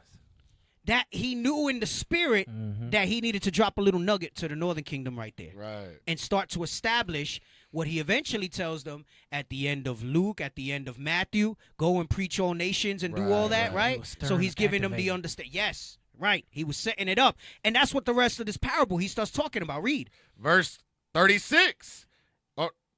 Verse 35, say not ye, there are yet 4 months, and then cometh the harvest. Behold, I say unto you, lift up your eyes and look on the fields, for they are white already to harvest. He's like, man, there's so many people we got to teach. There's so much work to be done. That's why y'all got to support The Booster Club right here. Bring it out. Yeah, I know you watching the show. I know we showing you some fire merchandise for OR for yourself. Okay, I gotta come over a little more. This way. Oh, okay. Okay, there we are. I know that. Damn, that's a long delay. Cloud Hammer. No, I think I got it right. I think I got it right now. Hold on, it's gonna move. Okay. Scan the QR code and give to the Booster Club so we can go on these trips. All right, we need to go because the harvest is white already. Go ahead, come on, read. Verse 36, and he that reapeth receiveth wages. And he that reapeth receiveth wages, meaning what? When you cause somebody to charity cover for multitude of sins, right? You go ahead and you go out, you do this work, you deal in love. Go ahead, come on. And gathereth fruit unto life eternal. You're gathering fruit unto life eternal. Come on. That both he that soweth and he that reapeth may rejoice together. And now he's going to explain some distinction. Come on. And herein is that saying true. Right. The one that reap and the one that sow, they're going to, he said, rejoice together. Come on. One soweth and another reapeth. He's like, I'm going to lay something down now, but later you guys are going to have to follow the same example and go and teach Northern Kingdom. Go ahead, come on. I sent you to reap that whereon ye bestowed no labor. You guys have not been preaching to Northern Kingdom. I'm establishing this foundation for you. Since you didn't do it. He's the first And fruits. you guys got to do it after. That's why at the end of Matthew it says, go and teach all nations, right? Prophesying to them. Go ahead, come on. Other men labored, and ye are entered into their labor. Right, and there's more to it, but I'm talking about it in the context of what happened here with the woman of Samaria. Keep reading, come on. Verse 39. And many of the Samaritans of that city believed on him for the saying of the woman. Many of the Puerto Ricans, right? When the woman came and what she said, believed on him, so they were looking for him after that. Go ahead, come on. Which testified, he told me all that I did. Come on. So when the Samaritans were come unto him, they found him. Come on. They besought him that he would tarry with them. Stay and teach us. Give us this living water, Christ. We understand because of what Hosea told us that we would say Ami and Rumah. And that's what you just said to us now. Go ahead, come on. And he abode there 2 days. Come on. And he stayed 2 days with Northern Kingdom. Go ahead, come on. And many more believed because of his own word. Read. And said unto the woman, now we believe, not because of thy saying. Not because of what you told us. For we have heard him ourselves. We heard it from the horse's mouth. Right. Go ahead, come on. And know that this is indeed the Christ. The anointed one. The Savior of the world. Whoa, wait a minute. Wait a minute. That's another cut for John 3:16 the world. Give me a pen. That's another cut for John 3:16 and the world. All right. What is that? John 4 and 42. And 42. Wow. For the Savior of the world. All right? The world is who? He was teaching to the Samaritans now. He was teaching to Northern Kingdom. All right? Damn. Go ahead. Come on. Bang, bang. Verse 33. Now, after 2 days, he departed thence and went into Galilee. All right. That was it. That's all I wanted. Oh, That's all mercy. I wanted on that part. All right? So and Paul carried that same thing on because when he said, one soweth and another reapeth, when did Paul repent? That's a banger. When did Paul repent? After Christ's death. Yeah, after Christ's death. To go ahead. And that's why Paul, when he talks about the Apollos thing. He says one reapeth. And That's where he got it one from. One planteth and another watereth. That's good. Right? That's some good So stuff. he was trying to let you know, stop with all the nonsense. My teacher's this, my teacher's that. Paul entered into other men's labors. Paul entered into other men's labors. And that's why when you read that is it in Romans, is it 16? Where he talks about them that won Christ before him? Yes. Right. Yep. That's why he talks about that. He was like, hey, these guys, although he was mightier and he came after, he knows that they were of note among the disciples. Why? Because they labored and he was entering into other man's labors. Right? That is heavy. That's Go back. Show the video. That's some good stuff. And his letters prove it over again and again. Yes. Letters So prove it that over the again and again. universalist Stop. who want to That he was looking for the dispersion of Israel. Go ahead, come on. interpret this phrase the way it has been translated, and you could say it like this: to bear my name before the nations, which Gentiles they assume means non-Israelites. Right. Okay.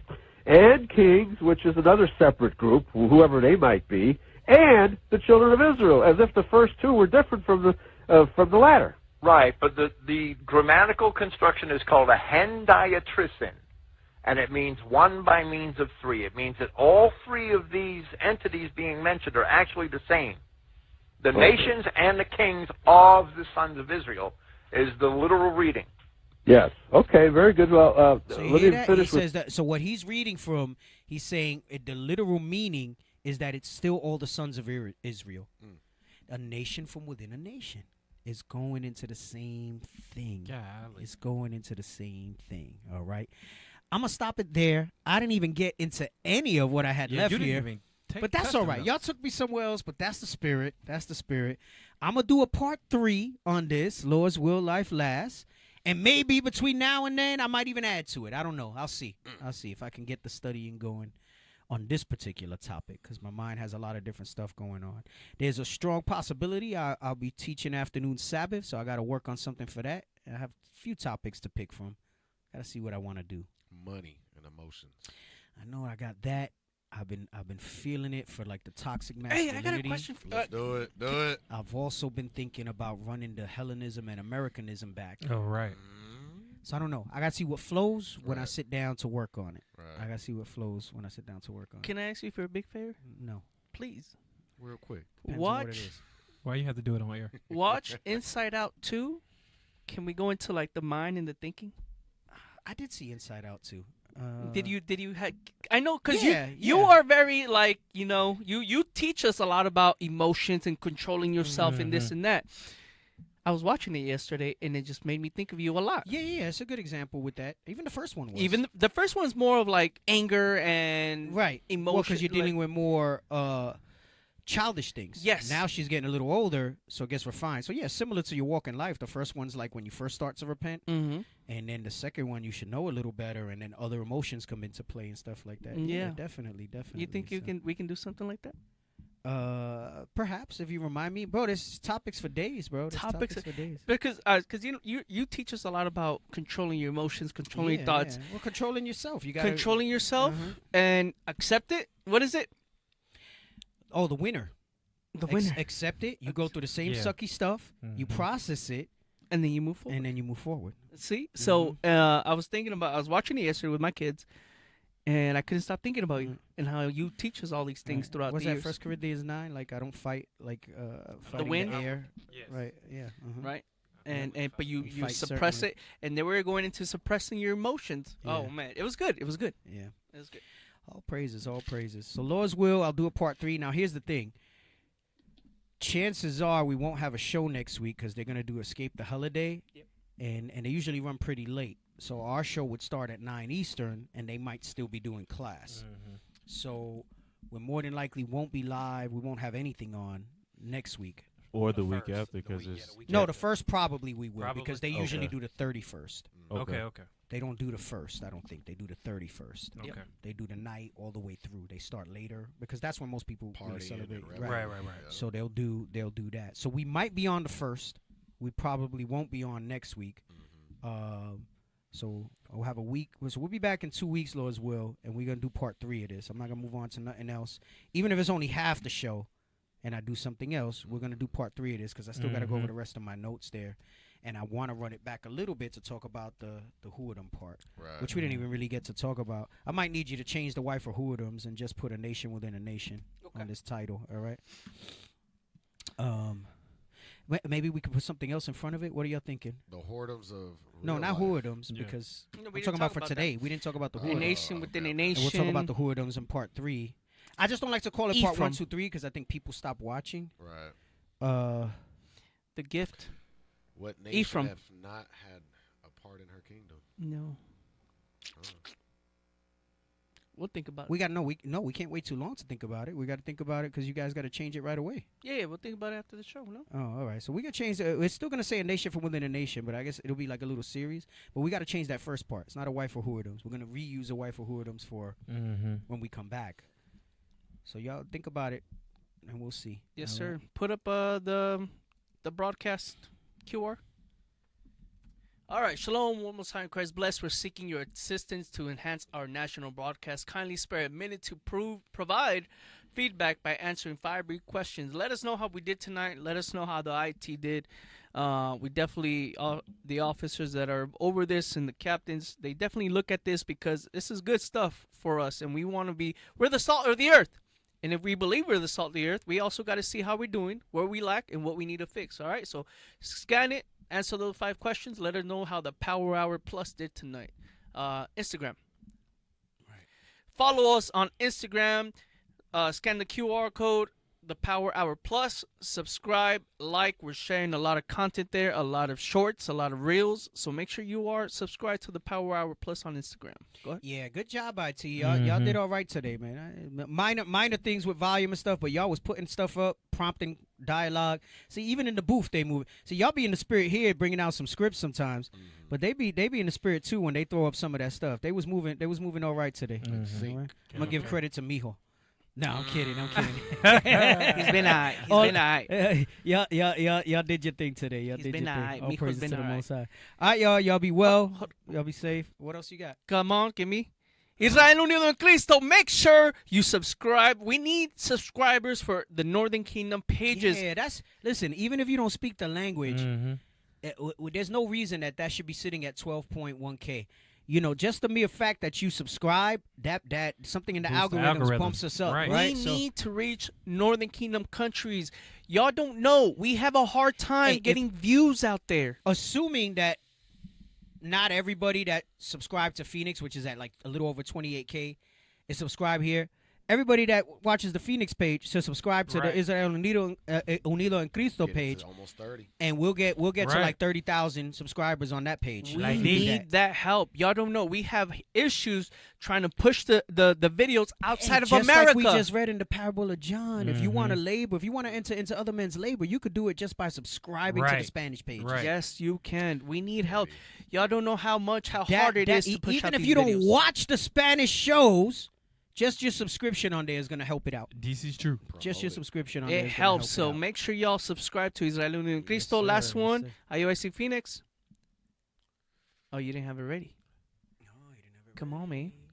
Click on it. Click right there. Make sure you subscribe to IUIC Phoenix. Our next goal is 30K. 30K subscribers. Make sure you're sharing, liking, and subscribing to the videos. Make sure you are tuned in for tomorrow morning, 7 a.m. Arizona time. That's 9 a.m. East Coast time. Deacon's class he did for the feast days is coming up tomorrow morning and Friday morning. You do not want to. There it is. It's premiering in 9 hours. Make sure you don't want to miss that class. Very, very good stuff. Winners and losers, which will you be? Very good stuff. Also, Booster Club. Make sure you donate to the Booster Club. The prophets are traveling throughout the earth. Make sure you're donating to the Booster Club. Hey, we need to start that Booster Club little thing. I forgot to do it. Yeah, we got to boost it. We get the $5 a night and stuff. Oh, I got a help me out. What's the word? I got a request for y'all. Who can donate $5 to the Booster Club right now? If you can, say I can. Scan the QR code and just donate. We don't need a lot. We don't need 20, 50, 60. We need who can donate $5 right now. Because if you can donate $5, how many watchers? We have 338 watchers. $5 and 338 watchers. We can do big things. About $1,500 right there. We can do big things, brothers and sisters. That's a couple plane tickets right there. There it is. There it is. You heard it from the man himself. So who can donate $5? All we need is $5, brothers and sisters. If you're ready to go buy a coffee tomorrow. And then usually after we get at least 3,000, maybe sometimes 4,000 or 5,000 views on the show. Right. Imagine if they all did 5. Come on. Right. We need is $5. A little bit goes a long way. Right. So we're going to continue doing this every radio show. We're going to do $5 during the radio show. If you can do $5 a week, that's a little bit. With the harvest is white. Yes. I just read that. It's ready. We need to be able to send these brothers that can go do it. And you contribute to that. You might not be there with the boots on the ground with us going through it, but you damn sure help support to make sure that we can get there. You know got what I'm somebody saying? on a flight. Yep, you got somebody on a flight. You got a room paid for. Mhm. You Yes. got some Food. flyers Yes. paid for. Mhm. A radio Flyers show, run television. out all the time. Right, yep. Yeah, we go and it's literally tens of thousands of flyers that get given out on these missions. Flyers and go it costs run money out too. all the It time. costs money We too. have to go to print shops in the area to be like, yo, we need this order now. Yeah. So make sure we only got 1, 2, 3, 4, 5, 6 people that said I can. We need y'all to send $5. Just $5. We ain't asking for 50. We're not asking for 100. We're asking for $5 right now for the Booster Club. We can do big things with small steps. Come on, man. So all praise to Most High. All right, y'all. Shalom. Be safe. Most High Christ bless y'all, and we'll see you, Lord's will, in a couple weeks. Yes, sir. Shalom. Shalom.